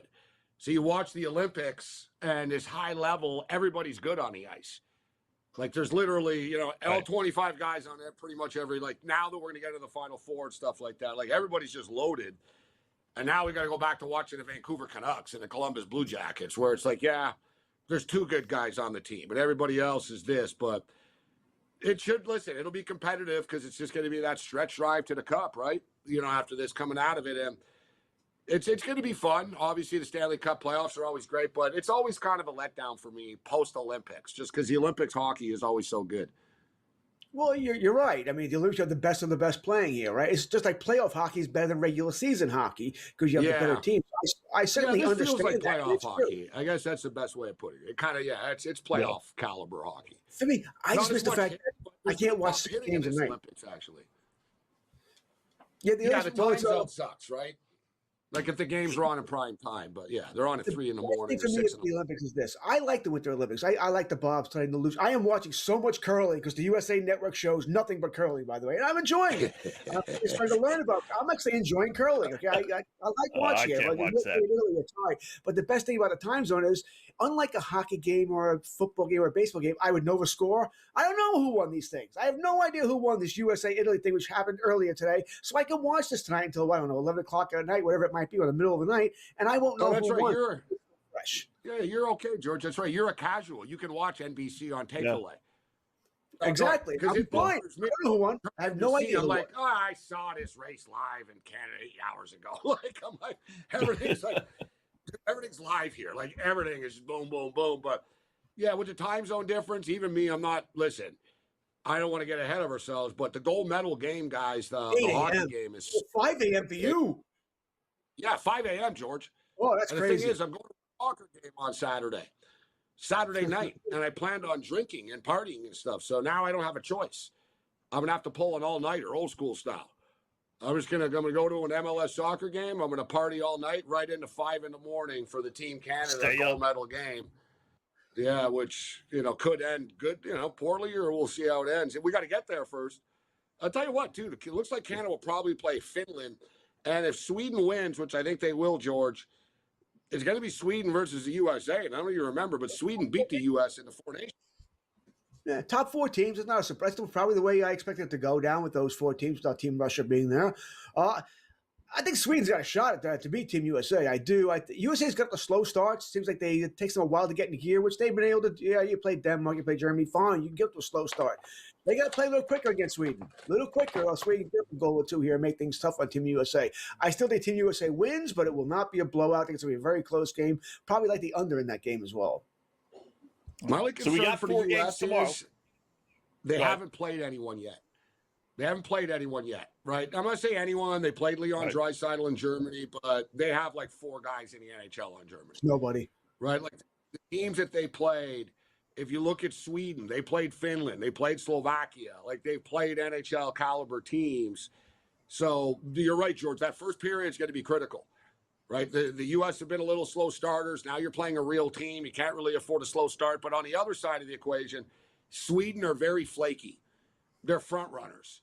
Like if things go well for Sweden early in the game and they get a lead, watch out, man. Like if they start getting confidence. But if things go poorly for them, they're not good at picking themselves off a mat. So the first period is going to be critical of that hockey game. Agreed. I think it'll be a good. Assuming you're right that it is Sweden, USA, Finland, Canada, I think it'll be 2 very good games. I expect Canada to beat Finland. I expect the United States to beat Sweden. Although if you're asking me which one I feel better about, I feel much better about Canada. I think they'll have an easier time with Finland than the United States will with Sweden. I think Sweden has a shot, more than a puncher's shot, to beat the United States. I do.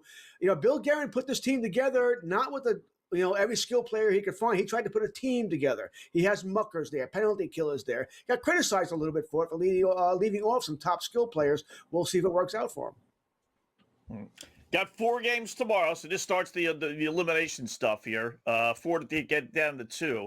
If you put all 4 favorites, and they're all pretty good favorites, Switzerland 21-1, Sweden 10.5-1 on FanDuel right now. Germany's 820. Czechia that's only minus 420. But if you put all 4 in a parlay, money line parlay, and we know how you feel about favorites, it drops it down to minus 169, a manageable 169. Any chance any of these 4 teams lose tomorrow? If you ask me which one could lose, I guess Latvia could beat Sweden. Germany's not great, but France is terrible. Same thing with Sweden. No, I don't think any one of these teams loses here. What do we say? I got 169. Like you said, George, I'll take a shot at it. Like at least Latvia have NHL goalies, right? So it's like maybe they stand on their head type of thing and they steal it, but I doubt it. Frederick Anderson is So like Freddie Anderson, Czechia and Denmark could actually be closer. The puck line's only 1.5 there, right? The puck line's 1.5. I do think Germany, Scott, I like the parlay. I'll go Captain Chalk on this. I think all 4 favorites are going to win, but I'll lay the 2.5 with Germany. France are going to be outmatched. And don't forget with the empty netters, right? They're not going to have a choice. Elimination game, have to pull their goalie. So even if they're down if they give up, let's say it's 2-1 Germany, which I don't think it will be. I think it'll be like 4-1 by the time we get to the third. But let's just say hypothetically it's 2-1 Germany. France will pull their goalie. If it's 3-1, they'll still pull their goalie. They have nothing to lose. Right. They have nothing to lose. Like, they're going to pull their goalie with 5 minutes left if they have to, if they're down 3, etc. Like, so I think that we could squeeze out Germany by 3 or 4 in that game. Italy are probably going to get overwhelmed by Switzerland.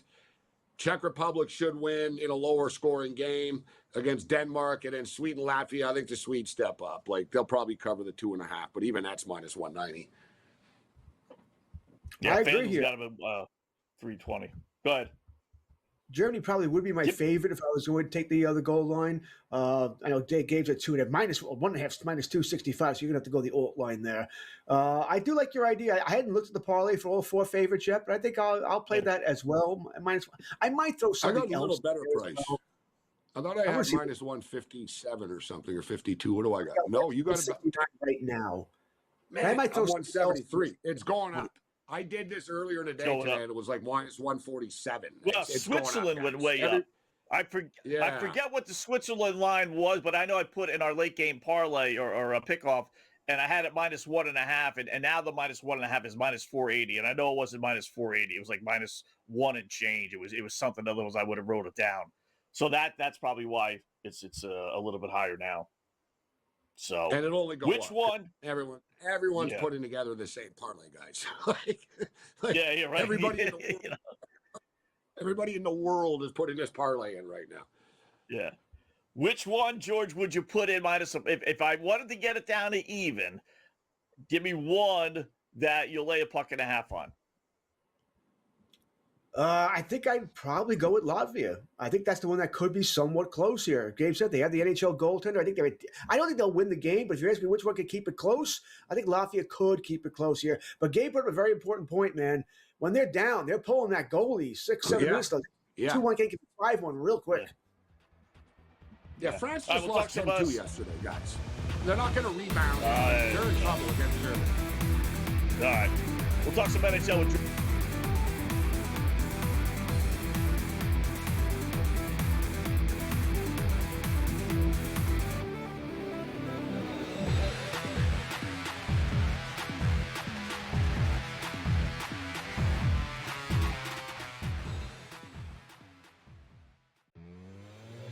We went against this god-awful biggest waste of human flesh and basketball uniform Western Illinois team last time out. Remember, they actually won a game against Eastern Illinois. Only their 5th win on the season, 5-21. Only their first win in conference play in the Ohio Valley.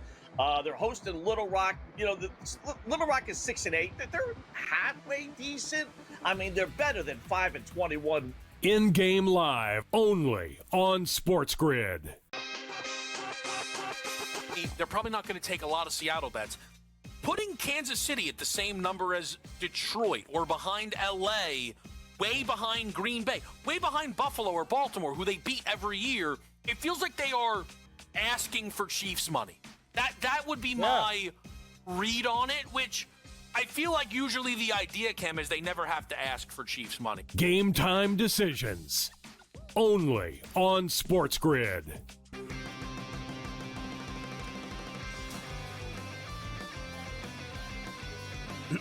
Class is in session. Today, let's talk about the teaser. A teaser is a multi-leg bet where you shift the point spread in your favor. You get better numbers, but every selection has to win. It doesn't matter what you bet if you don't have the insights. Tune into SportsGrid and get ahead of the class. Was last night so tough for you to swallow that you now want to get rid of the owner? Yeah, that's right. Because the big bad Knicks came into town off an embarrassing loss. And you guys are flexing your muscles. We're not flexing anything. We're back. Nope. We're back. And you lost by 50? Yeah, well, this is the problem. Let's make the owner sell the team because he ducked the luxury Sixers tax. can't compete. The Craig Carton Show, only on SportsGrid.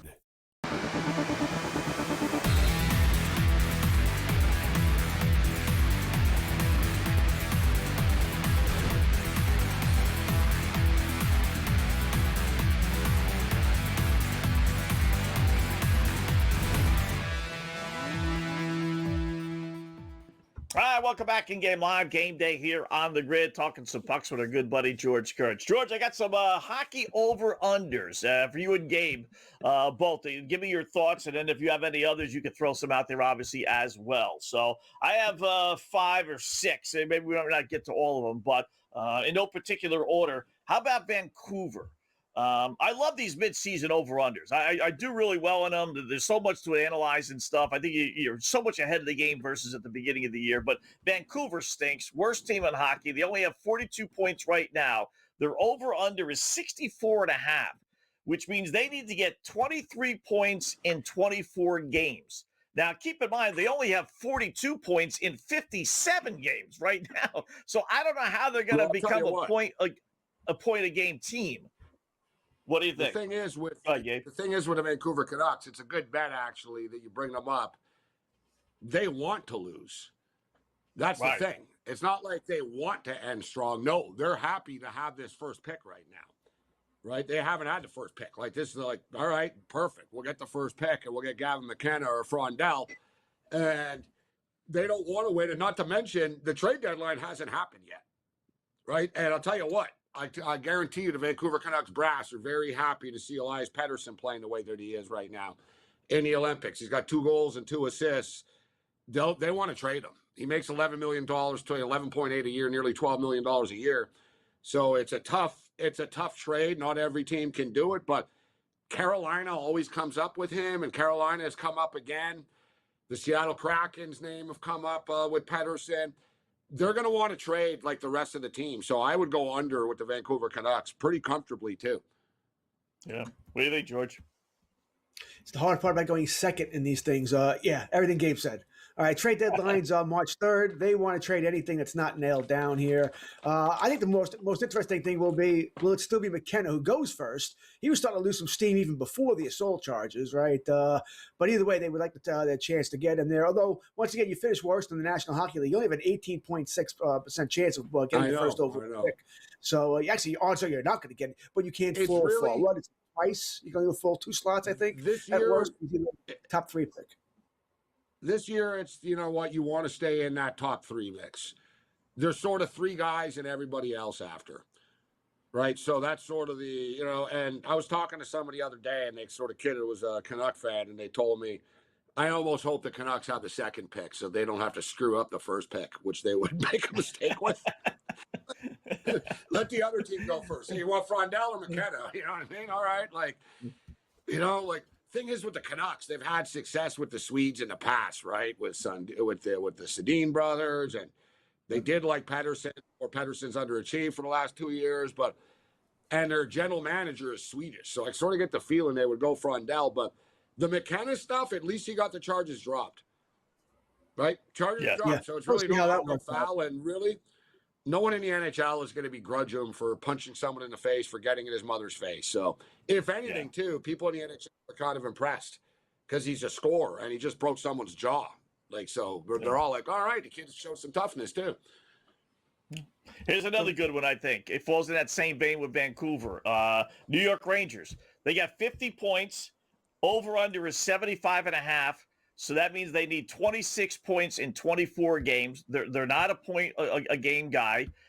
They do have good splits at home, 15-9 for the rest of the season, but we know their home record sucks. They're 6-19 at home, and they only have 2 games against non-contending teams. The one thing about the East, everyone's in it, so they're all going to be trying, except for just a couple of clubs. So how are the Rangers getting 26 more points?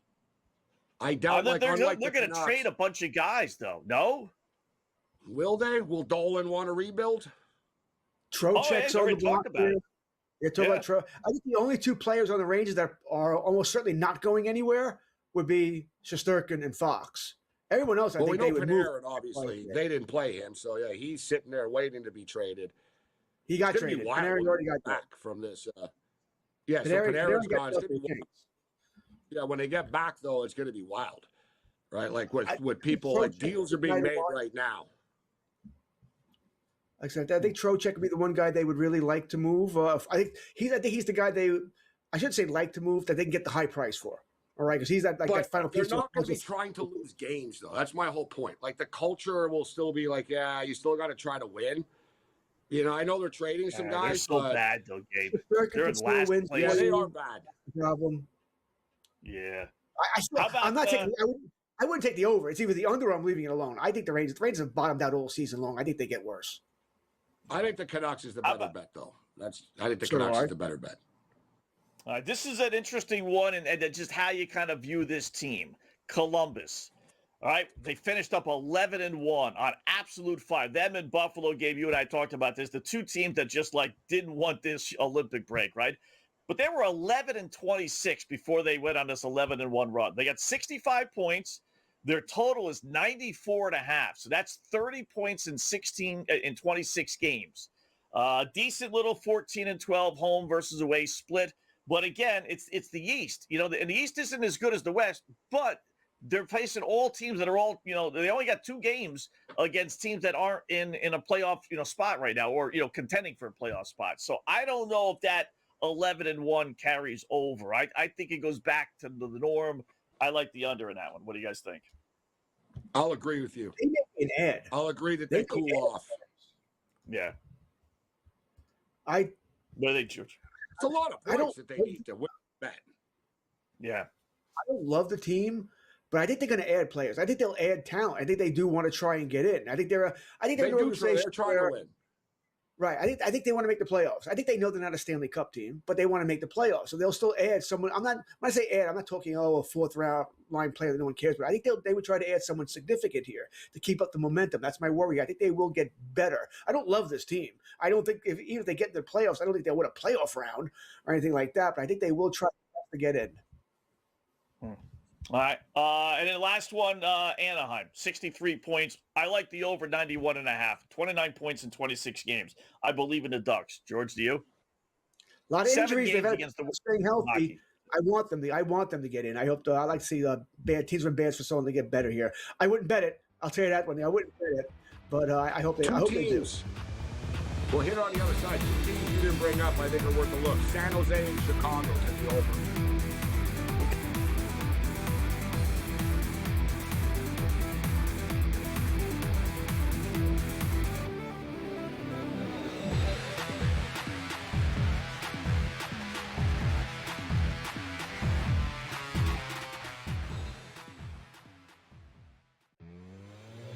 We went against this god-awful biggest waste of human flesh in basketball uniform Western Illinois team last time out. Remember, they actually won a game against Eastern Illinois. Only their 5th win on the season, 5-21. Only their 1st win in conference play in the Ohio Valley. They're hosting Little Rock. Little Rock is 6-8. They're halfway decent. I mean, they're better than 5-21. In-game live only on SportsGrid. They're probably not going to take a lot of Seattle bets. Putting Kansas City at the same number as Detroit or behind LA, way behind Green Bay, way behind Buffalo or Baltimore, who they beat every year, it feels like they are asking for Chiefs money. That would be my read on it, which I feel like usually the idea, Cam, is they never have to ask for Chiefs money. Game time decisions only on SportsGrid.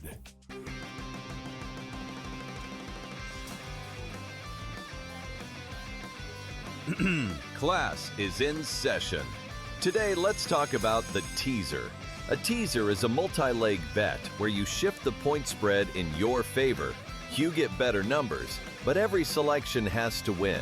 It doesn't matter what you bet if you don't have the insights. Tune into SportsGrid and get ahead of the class.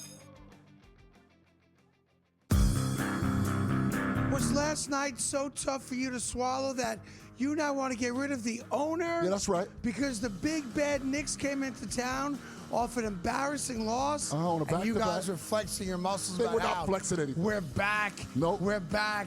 And you lost by 50? Yeah, well, this is the problem. Let's make the owner sell the team because Man, he ducked the luxury Sixers tax. can't compete. The Craig Carton Show only on SportsGrid.